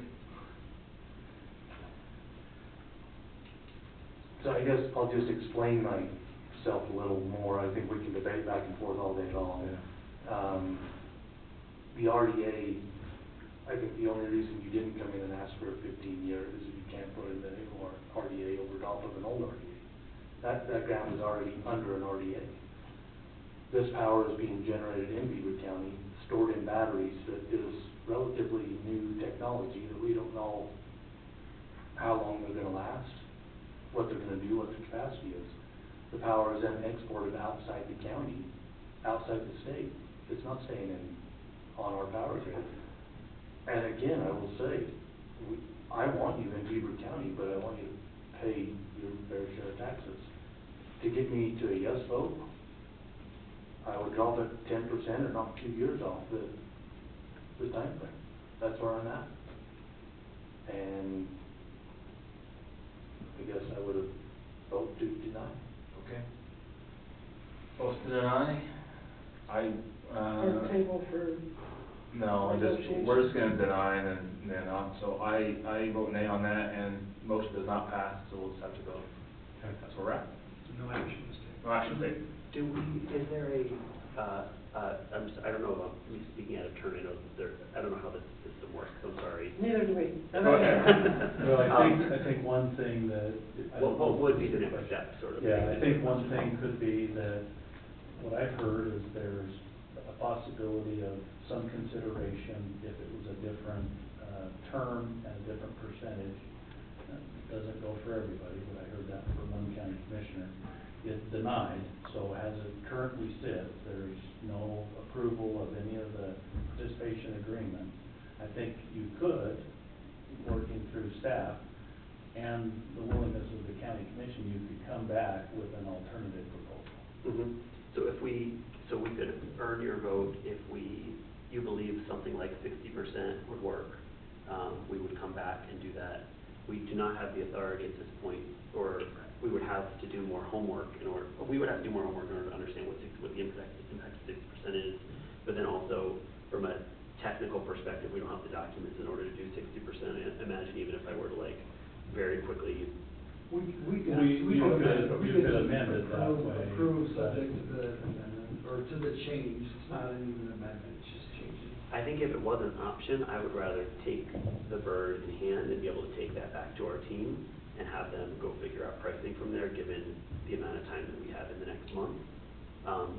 I could also see us coming back in 2 weeks and then sort of scrambling to get an offer to pack before the end of the month, but I would opt for take what we have at 60% if that is a real option, and then it's our job to go figure it out. If that is something we could actually get an approval for. I don't know if that's what we're working out, or if that's what we're working with right now. Well, if that's what you want, I may change my vote then. Because then I'll pass it, and then you go back with it, I guess. Yes, I would rather take something that we can go back with, because there's a lot of work between now and the bid that needs to get done. That's what I asked earlier. Yes. That's the reason we were. So you're good at 60? Yeah. 60 for the 7 years, Yes, 67. 7 or less, yeah. or Or 70% for 5 years. I would go with 60 for 7 years. He knows his numbers. Yeah. Staff on the other side of the room? Any heartburn with that? Okay. So your motion is that you will consider the resolutions for Beth at 60% for 7 years? Yes. Instead of the 70. Keep everything else the same. Is that clear? That's his motion. Caveat again that we're gonna fix the solar agreement. Yes, add that in there. Okay. And you have no authority to say. With that, I Right. will second that motion. All in favor? Aye. So I'm trying to keep up with all The this. whole new motion then? Yeah, so it's a whole new motion and a whole new second. I got it. Okay. And that's all three, best one, best two, and best three. And then the consideration of the acknowledgement letter, what is that again? That's making clear that the solar isn't gonna benefit from the BES. Okay. Solar's only solar. BES. Keep them separate, no double dipping. No double dip. So that, I was gonna say, that's even something you could probably pass today. if- Yeah, Yeah, yeah. we can get that done today. There's no numbers. There's Yeah, no no numbers numbers. in that, so that's just. It just keeps them clear that they're separate. I will do that. You gonna make a motion for that? I'll make a motion, we sign the letter of the acknowledgement between Beth. Second, all in favor? Get that part? They are Aye. signing the acknowledgement. Okay. Sorry. Acknowledgement letter has been passed unanimously. Woof. All two of you. I'll do it. Where does that go there? I don't know where it goes. Okay, Perfect. thank you three very much. Thanks, appreciate It it. took so long, but It was my, thanks for your good question. great. Hey, to be honest with you, it's very nice to have clarification. Like Yeah, the thanks for making time to be spreadsheet here, really good. and all that, we could've, that was my ask from the last Well. meeting, but I have to see it black and white. Great questions, So that were asked. so Jason will update this, we'll update the agreement to the amount to the 60% and submit it to the commissioner for signature, with those changes, with the changes. May I suggest in the future though, if this comes up again, maybe we have these conversations, like talk, with our attorneys. Yeah, So no, this, yeah. it's a little easier here than versus No, I beforehand. agree. Is And that- I'm more than happy to. It can be done, I mean, Yeah, that's what I'm saying. we didn't have, I didn't have much feedback in terms of kind of where you were coming from, but. Maybe that's all our communication's Yeah, better. but we'll do better on our end to kind of lay out what options you have, because Yes. it was a hard way to get to answer the question, which is, do we have any options? And yes, we concluded we have options, and, we wanted to just put ourselves in the best competitive position to get it done. But at the same time, there is room to negotiate. Okay, perfect, okay. Thank you, three, have a wonderful day. See ya. Appreciate it. Thank you. See ya. I know it's a long read.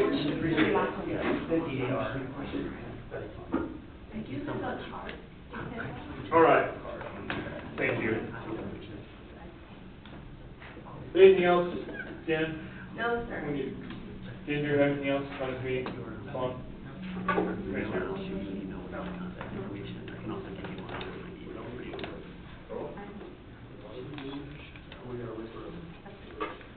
We just need to.